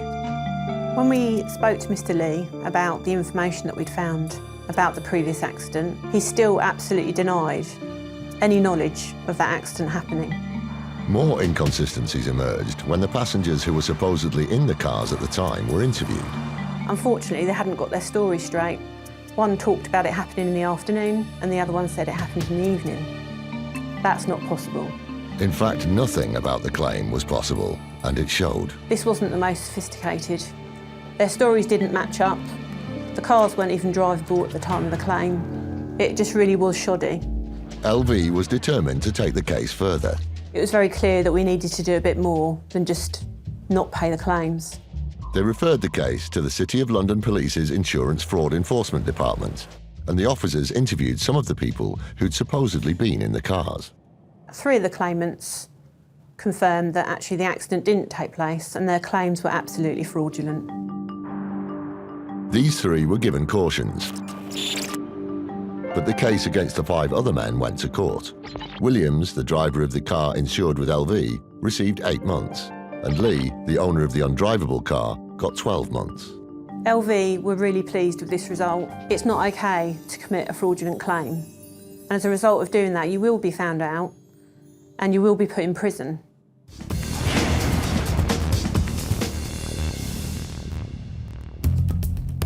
DI Dave Hindmarsh of the Metropolitan Police's Roads and Transport Policing Command heads up an elite team of officers who combat vehicle crime. If you are convicted, then you must expect that you will receive a custodial sentence. For all the millions invested in technology to detect insurance fraud, sometimes you can't beat good old-fashioned police work, like in this case. It came to us from one of our uniformed officers who was out on the street. He'd been doing routine patrols when he stopped a car.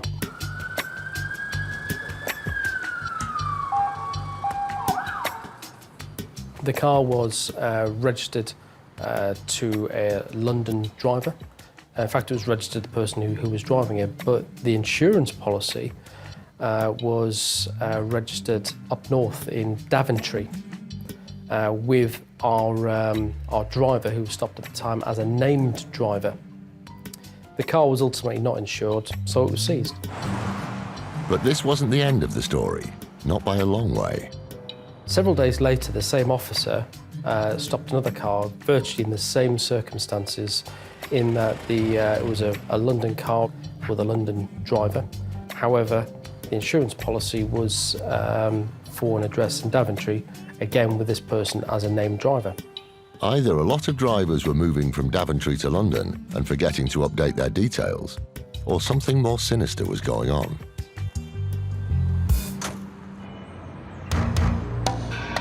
The officer who stopped the second car was immediately suspicious and started questioning the driver as to how they had obtained their insurance policy. And that had come through an advert on an online market site. The driver said that the advert was for an insurance broker, someone who, for a fee, uses their know-how to find cheap insurance for a client. It can be a legitimate business, but when it's fraudulent, it's known as ghost broking. The ghost broking scam works because they offer cheap insurance. Maybe it's to people who are high-risk drivers, multiple penalty points on their license, etc. And you will provide your details and the cash, and you will not know what the ghost broker then sends to an insurance company. All you can be sure of is that the ghost broker will change small details, so the quote from the insurer is cheaper than a policy with all the correct information. The significance of these two policies which highlighted this ghost broker, both being in Daventry, is simply it is a lower insurance premium, it's a lower risk area. The difference will be hundreds of pounds between a policy taken out in London and a policy taken out in places such as Daventry. To the unwitting customer, it appears that the broker has got them a much cheaper deal, even with the fee. The results of the investigation into the online advert provided the breakthrough that led to the next stage of the case. We were happy that we'd established through our various intelligence indices where the advert had been placed and who had placed it. That person was Milad Ahmed. In early 2013, Dave and his team moved in to shut down his fraud. Well, this morning we're off to an address in East London. Dave and the team arrived before dawn to execute the search. Raids are always scheduled early to ensure that the suspect is home. Just keep cover up in the rear, would you? It's important to guard the exits in case a suspect decides to make a run for it. Once everyone is in position, the officers are ready to make their move. Hey, morning, please. Could you open up, please? Good morning. Come in. Thank you. The occupiers let us in, so we'll just be explaining why we're there, and hopefully we'll start searching the next few moments. Although cameras didn't gain entry to the property during the search, it proved very fruitful. The significance of the items that were found on that search showed that though the computer equipment had been used to take out policies of insurance for various people, so they were a really key piece of evidence for us. After the search, the equipment was forensically examined and conclusively linked Ahmed to the fraud. His motor insurance con had finally stalled, and the next stop was court. He pleaded guilty purely on the strength of the evidence that we had uncovered. He received 5 months imprisonment.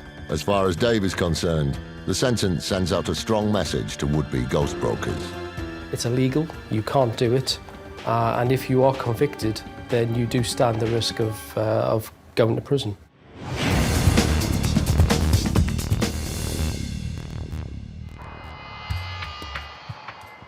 First Group's buses carry around 1.7 million people every day, and passenger safety is a huge priority. Lee Ingram works for Transportation Claims, which handles claims for First Group.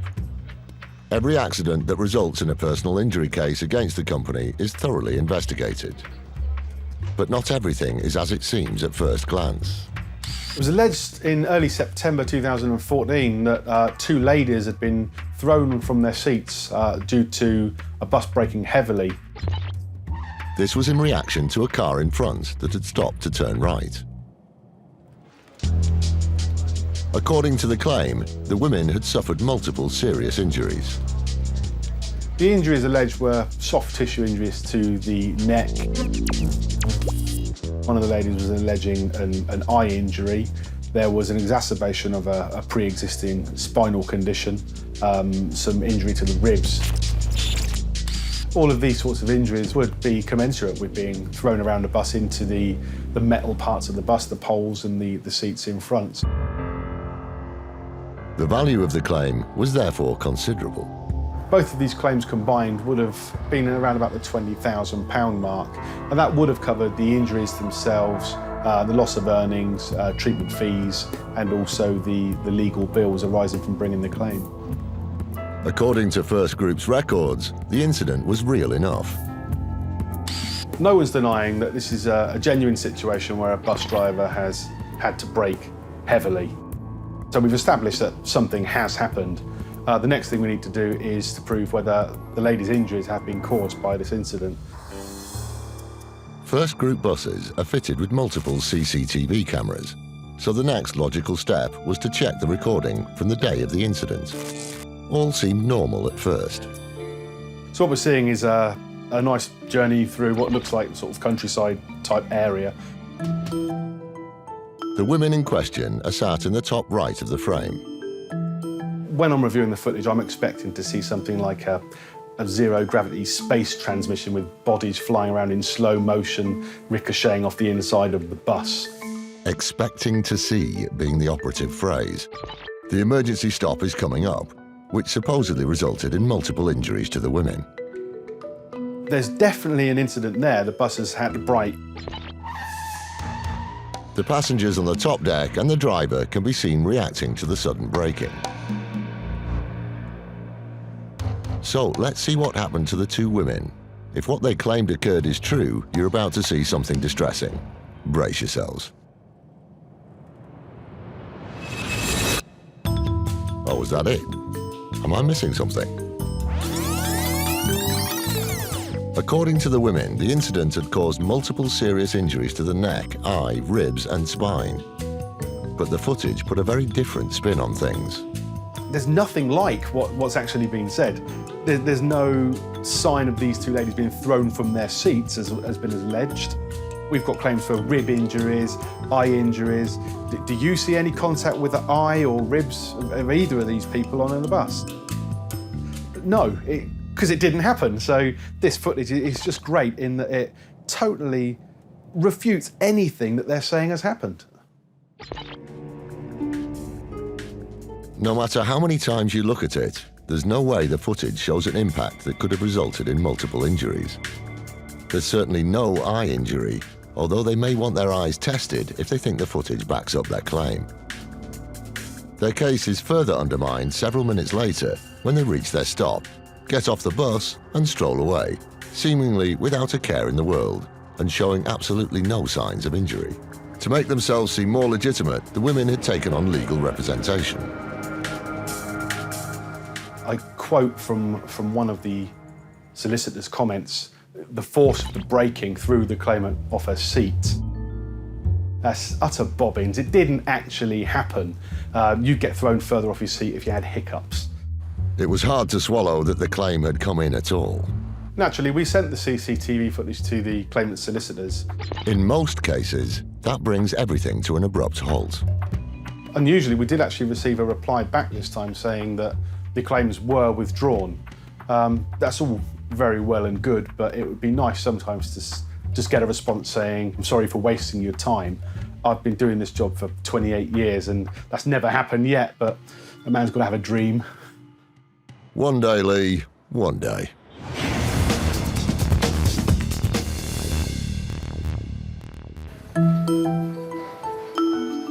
Ordinarily, when something you sent through the post goes missing, it's irritating. But if your whole business relies on posting products to clients, it could be disastrous. Missing post is something that Royal Mail takes very seriously. They've been providing a first-class service delivering our letters and parcels for the last 500 years.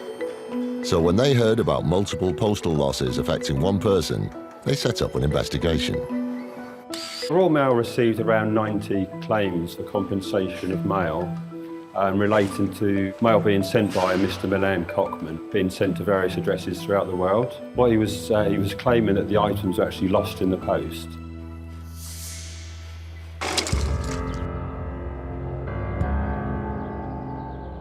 The claimant was involved in an online business which entailed supplying memory modules for digital storage. But there was a major problem that was affecting the business. According to him, almost every order he sent out was going missing.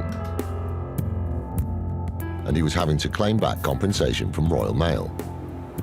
Because of the high volume of claims that were made by Mr. Cockman, Royal Mail Customer Services down in Plymouth have a separate investigation team, and they raised their concerns with myself, saying that the price that he was claiming, £50 per packet, and he'd been paid around £4,700, was excessive, and then I took on the investigation from there.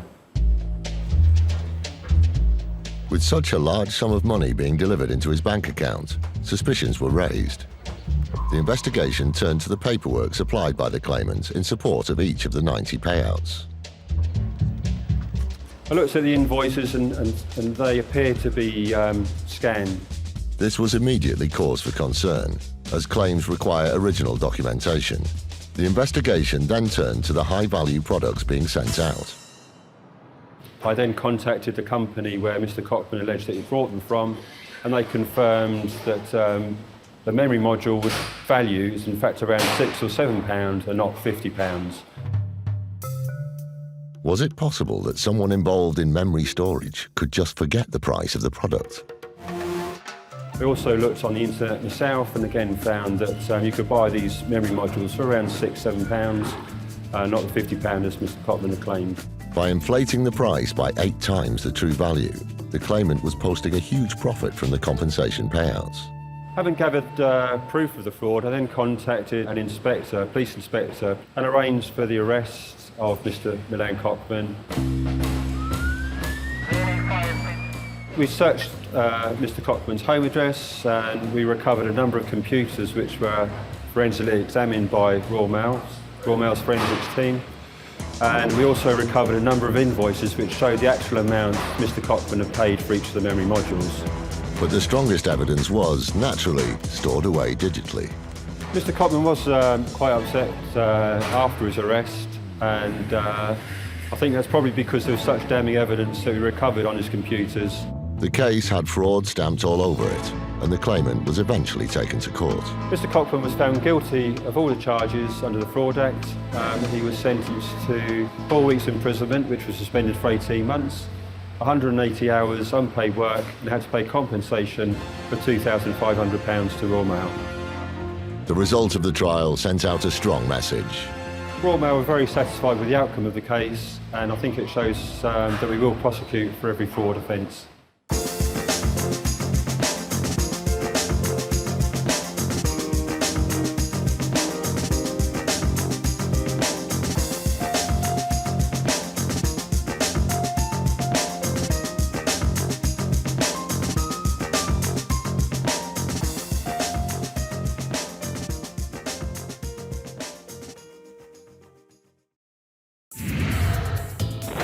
Insurance fraud in the UK has hit epidemic levels. It's costing us over £1 billion every year. That's almost £3.5 million every day. Deliberate crashes, bogus personal injuries, even phantom pets. The fraudsters are risking more and more to make a quick killing. And every year, it's adding over £50 to your insurance bill. But insurers are fighting back, exposing just under 15 fake claims every hour, armed with covert surveillance systems. That's a subject out of vehicle. Sophisticated data analysis techniques, and a number of highly skilled police units.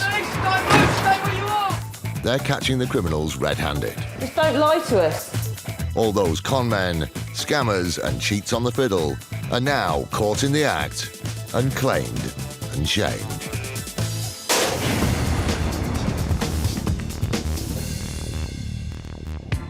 Today, an insurance scam takes its toll. These families have been broken due to their involvement in this fraud. A dubious home insurance claim fails to get off the ground. She then, quite bizarrely, suggested that two crows had entered her property on two separate occasions and caused very similar damage. Pretty implausible, really. And a fake personal injury claim takes a tumble. Once we looked at the CCTV footage, he just didn't have a leg to stand on.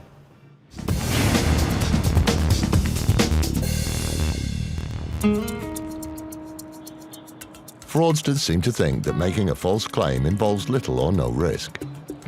But lying on legal documentation or in court actually carries a heavy penalty, as insurance cheats are increasingly finding out. Ursula Jello, LV's head of financial intelligence and crime solutions, worked on a case in which a taxi driver claimed that his car had been hit by one of their policyholders. Jamil was driving along the road when our insured pulled out onto Mr. Jamil's taxi.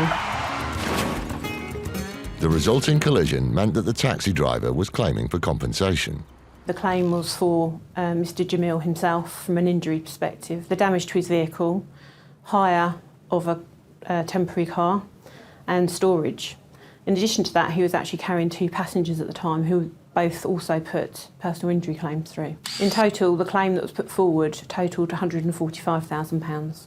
Maybe he'd left the meter running. It was a staggering amount of money for what sounded like a fairly minor collision, involving him, his passengers Farhana Kazmi and Shamila Salim, and an LV insured driver. Further investigation was called for. At LV, we have a number of indicators that tell us if we should be looking into a claim that might be suspicious of fraud. In this case, there were a few indicators that were met. Things like having a claim come through very close to when the policy is set up, which is what happened in this case. As we carried out further investigations, we found that actually the addresses that had been provided as part of the claim and also mobile phone numbers had also been used in very similar claims across the industry with other insurers. And actually we got in contact with some of those insurers and found that actually the claims were very, very similar and were definitely connected, and therefore we actually had an organised fraud ring. If they were right, they'd uncovered criminality on a huge scale, involving multiple people and collisions. Ronan McCann from law firm Horwich Farrelly also worked on the case for the insurers affected. Initially, he focused on the suspicious addresses and the people who supposedly lived there. It was my view that these policyholders didn't exist. And when we had investigators going to these properties, they were able to discover that they did not. But to move the investigation up a gear, they also needed to test Mr. Jamil's version of events. To find out what really happened, we sent out a forensic engineer. He identified that actually the damage to the vehicle wasn't consistent with the circumstances presented to us as part of the claim. In addition to that, he was able to understand that at the time of the accident, despite the third party saying that he was driving along, actually the car was stationary at the time. And that was quite damning. The forensic engineering evidence drove away any doubts. At this stage, it became clear to me what really happened. The organisers of this fraud had secured the cooperation of a number of different individuals and had taken their vehicles away, driving one into the other when one of them was stationary. And it wasn't just the LV collision where the cars were proved to have been stationary at the time they sustained the damage. This was a great piece of evidence which was common to each individual case. So we then were able to build up a picture of this fraud ring and were able to see that the common features included the damage to the vehicles, in the fact that they were stationary when damaged, the fact that the policyholders didn't reside at the properties that were given. It was my view that these claimants, having signed witness statements, claim forms, were telling lies. The insurers agreed and refused to pay out. We did decline the claims, but actually the claimants then issued proceedings against us for their losses. So is that a surprise? Actually, to the insurance industry, that's not. That's something that we see every day, especially when it's organised fraudsters. Driven on by greed, they seem to think that they can use the law to intimidate companies into giving them money. Legal action is an attractive route for fraudsters, because if they win, they get a payout, and if they lose, there's no comeback. Or at least that's what Mr. Jamil and his associates, including Kazmi, assumed. Ronan thought differently. I recommended to the insurance company that instead of simply allowing claimants to discontinue, that we proceed with a separate application to transfer the matter to the High Court and to seek to pursue them in contempt of court by way of a prosecution which could result in a jail term. The tables were about to be turned on the fraudsters, and they would now be the ones being pursued through the courts. With the stakes raised, there was a surprising development in the case. Unusually, I received a telephone call from Farhana Kazmi, one of the claimants involved in the LV claim. She telephoned me to say that she was really sorry for being involved, that the claim was in fact dishonest, and what should she do? To that, I confirmed to her that she should simply tell the truth, send a letter to the court or a statement to the court, and to myself, I said that would have the effect that the court may well be more sympathetic. She took his advice and made a full confession. A sentence from her letter puts this into context. I am truly sorry for what I've done and the time that has been wasted. I've wanted to come clean ages ago and was scared of the consequences. True to her word, she then stuck to her honest version of events under the pressure of cross-examination. She stood firm and confirmed that this accident was staged, that she wasn't involved in it, and that she was apparently going to get 1/3 of the money. She made a credible witness, and in the end, the three others, Salim, Jamil and Aziz, admitted the charges. For falsely trying to claim £145,000, they were hit with a combined total of 22 months in prison. Farhana Kazmi, who had been quite courageous, was handed a 12-week sentence which was suspended for 6 months. The much smaller sentence reflected her honesty. There's a very sad side to this story, which is the human cost. All the fraudsters were parents, and in some cases were the sole breadwinners for their families. These families have been broken due to their involvement in this fraud. They were the authors of their own misfortune, and this really sends out a message to anyone getting involved in fraudulent claims to stay well away.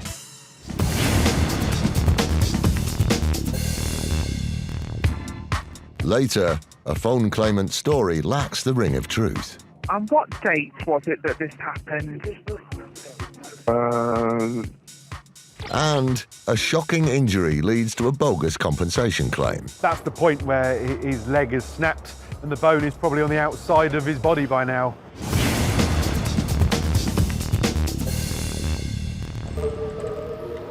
Queues, overcrowding and cancelled trains. All part of the commuting experience for the 4 million people who use public transport to get to work in England and Wales every day.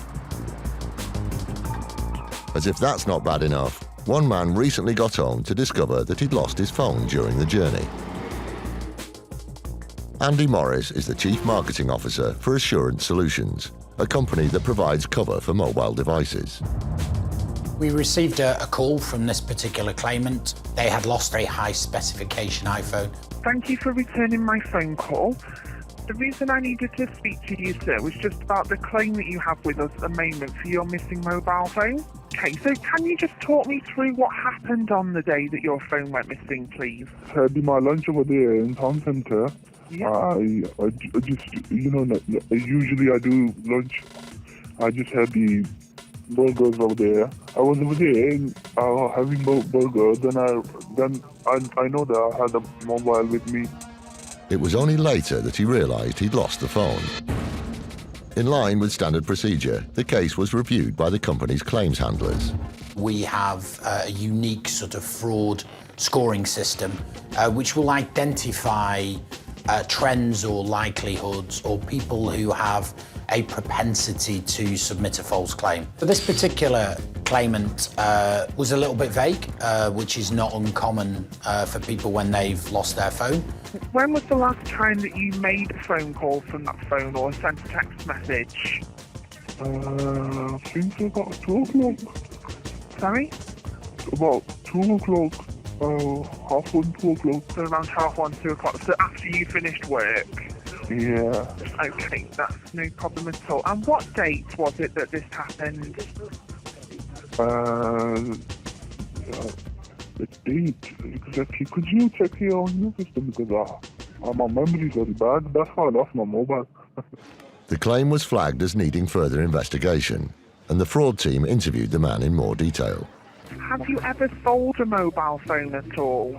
Sorry, what? Have you ever sold a mobile phone? Sold? Sold, yeah. No, I didn't sold. You never sold a phone? Okay. No. And have you ever advertised a mobile phone up for sale for either yourself or for somebody else in the past 12 months? No. Okay.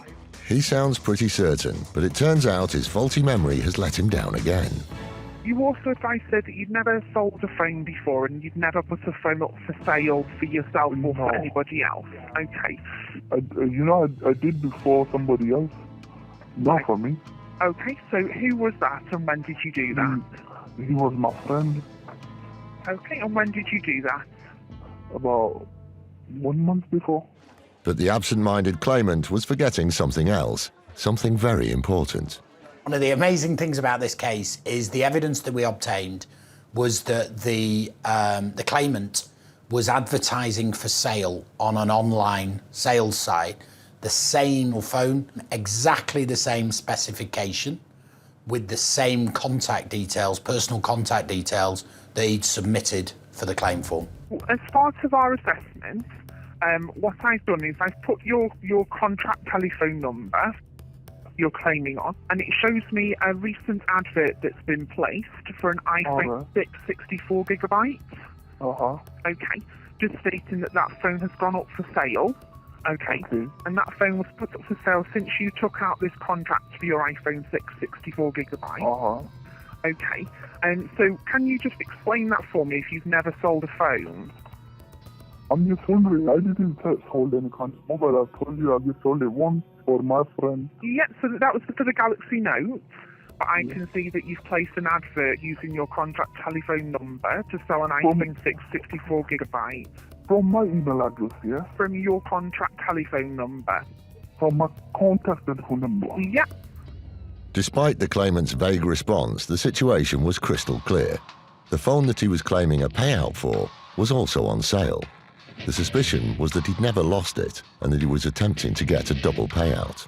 Our fraud team telephoned this customer to question, was there any mitigation or was there a reason for it? You would need to be able to provide an explanation with regards to that. The claimant had informed our agent that somebody had stolen their identity. Maybe it's a scam or something like that, because I haven't got anything like that. Okay, what I would advise you to do then is to have a look at that advert. If you feel as if somebody has set up a fake advert and you need to get written confirmation from them that a fraudulent advert has been set up using your information. Double whammy. According to the claimant, they'd lost their phone and their identity had been stolen. But shortly afterwards, his run of bad luck and memory loss ended. We were unexpectedly contacted 3 days later by the claimant who said there was no further action necessary, that amazingly they had found the original phone and that they no longer needed our services. It was an incredible twist of fate. As soon as he'd been informed the claim wasn't going to go any further, the phone in question turned up and the claim was dropped. If you're thinking about defrauding because it's just £500 or it's just a little handset, actually it's still a financial crime.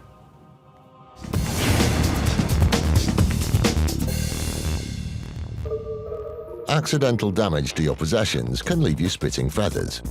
But that's where household insurance comes in, even if the culprit isn't human. Scott Clayton is Zurich's Claims, Fraud and Investigations Manager and recently dealt with a claim from a policyholder who'd gotten into a flap. The initial claim that came in was that she said that she'd been woken at 6 o'clock in the morning with a disturbance downstairs. On going downstairs, she found out that a crow had actually come into the property and it was trying to escape. So in its panic, or doing whatever crows do, then it was making quite a mess in its attempts to escape. According to the claimant, the feathered offender had caused mayhem. The claim was accompanied by photos, which showed the extent of the damage, if you look closely enough. I mean, she said that a fireplace had been damaged by this crow. The carpets, not just in her living room, but in the hallway and stairs had been damaged, which needed cleaning. Curtains had been soiled and damaged. A mirror had fallen off the actual wall. When you added all the items up, it was around about £5,500. A considerable sum, which seemingly flew in the face of the photographic evidence. But at this stage, there was no reason to doubt the policyholder's word. In Scott's experience, this type of wildlife claim isn't a particularly rare sighting. It's actually not hugely unusual for a crow or a bird to actually find its way into a property. When they do find themselves cornered and they're trying to escape, then frequently we do get claims for the mess that they cause.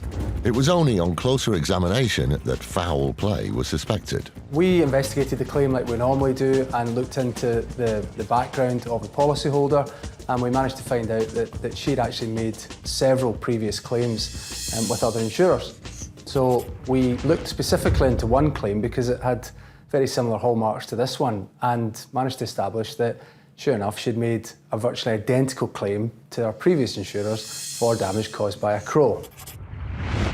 This certainly ruffled feathers with the fraud team. They were convinced that there had never been a crow invasion and the policyholder was attempting to bring a false claim.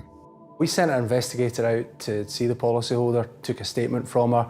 She actually denied that she'd made any previous claims for bird damage. She denied having previous claims with other insurers, but clearly we knew that was different. So we ultimately challenged her on those facts, and she eventually admitted that she had made a previous claim with another insurer for this damage. But even then, she tried to wing it with an unconvincing explanation. She then, quite bizarrely, suggested that 2 crows had entered her property on 2 separate occasions and caused very similar damage. Pretty implausible, really. Her bird-brained cover story wasn't going to fly, and there would be no payout from Zurich. That wasn't the end of it. She obviously knew the repercussions for what she'd done, so she probably in an attempt to try and make things easier for her, wrote us a letter of apology. The letter said, "I'm very sorry for the misleading statement I gave to you on your visit to my home, and I now wish to withdraw my claim, and again I wish to apologise for any inconvenience I may have caused you and your company, and I do hope this will bring this matter to a close. I would very much appreciate this." The case may not have gone any further, but there are still serious consequences. Not only did she lie to Zurich when she took the policy out, but she lied to her previous insurer.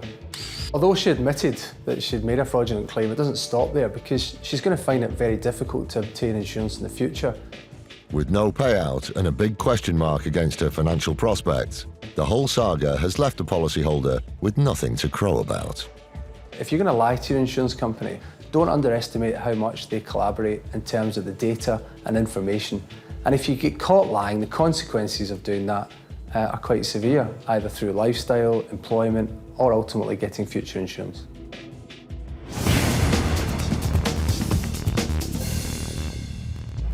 Losing your keys is normally just one of those challenges that life throws at you every so often. But if lost keys fall into the wrong hands, the consequences can be severe.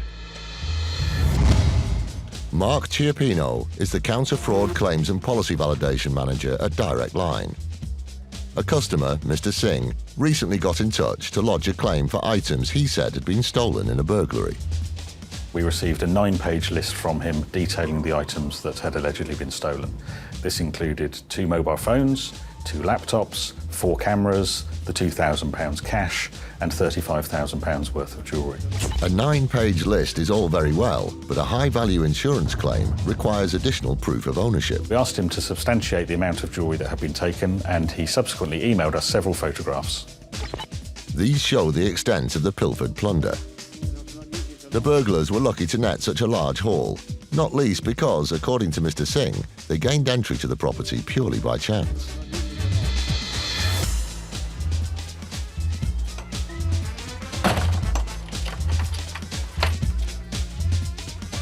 His wife had dropped her keys in the street, and the thieves had used the keys to enter his property. This was despite the fact that there was no identifying marks on the keys to indicate which property was his.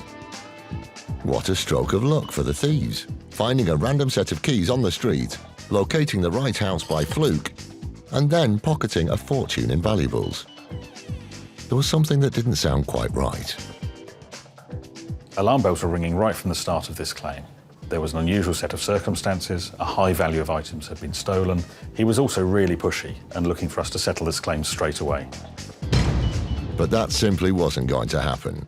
With so many question marks, Direct Line wanted to unlock exactly what had occurred with the keys. The second time we spoke to him, he gave us a different version of events. The first time he had told us that his wife had dropped the keys in the street. The second time we spoke to him, he changed his story, telling us that the keys had actually been inadvertently left in the lock when they left the house. This merely served to confirm our suspicions that this was a case warranting much deeper investigation. Direct Line then analysed the photographs that Singh had supplied. Despite his assertion that the photographs had been taken some time ago, they were actually date-stamped to within a half-hour period, 24 hours after he had said the burglary had occurred. Proving that he had the bling in his possession all along. The whole claim and the alleged burglary had been totally fabricated in order that he could claim £60,000 worth of money to which he was not entitled. Unsurprisingly, he didn't receive a penny in compensation. After rejecting his claim, we never heard any more from this individual. But that's not where the matter rested. The case was passed to IFED, the City of London Police's Insurance Fraud Enforcement Department. Since IFED started in 2012, we've dealt with over 1,200 people through arrests or interviews, and we've brought over 100 people to justice in courts. This elite squad has prevented millions of pounds being paid out to criminals in fraudulent claims. IFED started an investigation into Mr. Singh and the very many versions of what had happened. Looking at all the evidence that we were given, it was obvious to us that there had been no burglary, and this was a fairly blatant attempt to try and carry out an insurance fraud and line his own pockets. The next stage was for them to pay Singh a visit. When IFED detectives went to Mr. Singh's address and arrested him and carried out a search, we found his jewellery and his electrical items all safe and sound inside a safe in the house. These photos were taken on the day of the arrest. They clearly show some of the same pieces of jewellery that Singh had said had been stolen when he submitted his claim. I think Mr. Singh was surprised to get a knock on the door from police detectives. I think he thought that having had his insurance claim refused was the end of it. He certainly didn't expect to find himself in a police station. Let alone court, but that's where he ended up. When Mr. Singh appeared at the Old Bailey, he pleaded guilty to fraud, and he was sentenced to a suspended prison sentence, 100 hours community service, in order to pay £1,300 in costs and fines. His bungled scheme to gain tens of thousands of pounds in compensation had completely backfired, and he was now much worse off than before. This was a pretty unsophisticated attempt to defraud the insurer. There wasn't a great deal of thought put into it, as his web of lies was pretty quickly uncovered. It was certainly a very greedy attempt, though. No matter how well or badly thought through the fraud is, would-be insurance cheats need to think twice. The industry works really closely with police units like mine, and we will come after you.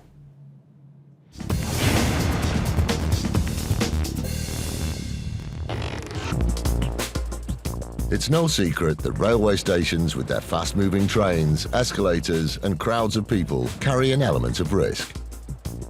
But most people manage to avoid any drama by using basic common sense. Most people. Any personal injury claims involving transportation company First Group are thoroughly investigated. Lee Ingram is the claims team manager and recently dealt with a railway station injury. We received a claim following an alleged tripping incident where a gentleman's saying that he's fallen over a defective paving slab. According to the man, he took a heavy fall that resulted in a horrific injury. The claim that came in was for a compound fracture to the shin bone, so it's one of the bigger bones in your leg. The compound fracture element means that the bone is broken and has actually pierced the skin. It sounds like a pretty nasty injury, and it is. It was no surprise then that the claimant was after a substantial amount of compensation. The value of the claim was around about £55,000, comprising of the injury itself. There would have been a loss of earnings claim, a care claim arising from the fact he would have needed help with domestic chores, and the legal cost bills on top of that. Lee's team decided to track down the offending paving slab, which was said to have caused the trip. They were expecting to find a crater. Instead, they found this. A tiny crack, approximately 3 millimeters deep, the same thickness as a pound coin. This element of his story was starting to look groundless, so they checked the station's CCTV to look at where on the platform the accident happened. The man can be seen at the far end of the platform, at the top of the screen. The defect that he's alleging is nowhere near there, is some 30 feet away from where he's actually saying it happened. It doesn't even get to that part of the platform. The man's story was starting to look shaky, and rewinding the tape even further caused it to fall down completely. So here comes the gentleman up to the gate, and lo and behold, he's actually limping when he comes into the station. So this is before the incident's even happened. He goes through the barrier. He's obviously in a rush to catch a train, so he's run through the barrier as quickly as he can. He's taken a very sharp right-hand turn, and then he stops. That's the point where his leg is snapped, and the bone is probably on the outside of his body by now. He can't go on any further. And neither could his claim. The CCTV showed that after snapping the bone, he could barely hobble to the nearest bench. So while the horrific injury was real, the alleged reason for it happening was completely false. The evidence in this case is particularly convincing in the fact that it flies in the face of everything that he said. The claimant's version of events simply didn't stand up to scrutiny, but the real kicker was a piece of witness evidence. Paramedics were called and they've arrived quite quickly. This chap has actually told them that he's injured his leg earlier that day, so he was already carrying an injury, as we've seen from the footage. Fortunately, his comments to the paramedics were witnessed by a gentleman who was working for us, but he previously worked for the Met Police for 19 years, so a very credible witness to have overheard this particular statement. By this stage, the man's claim had been run into the ground. In light of the overwhelming evidence, which showed that everything this gentleman was saying just wasn't true, we had no choice but to turn this claim down, and funnily enough, we've never heard back. The claimant finally accepted that the claim had hit the buffers and that he had only himself to blame for the injury. I do feel sorry for the guy, but yeah, really, he shouldn't be trying to blame us for the incident when he knows full well there was no defect. Once we looked at the CCTV footage, he just didn't have a leg to stand on.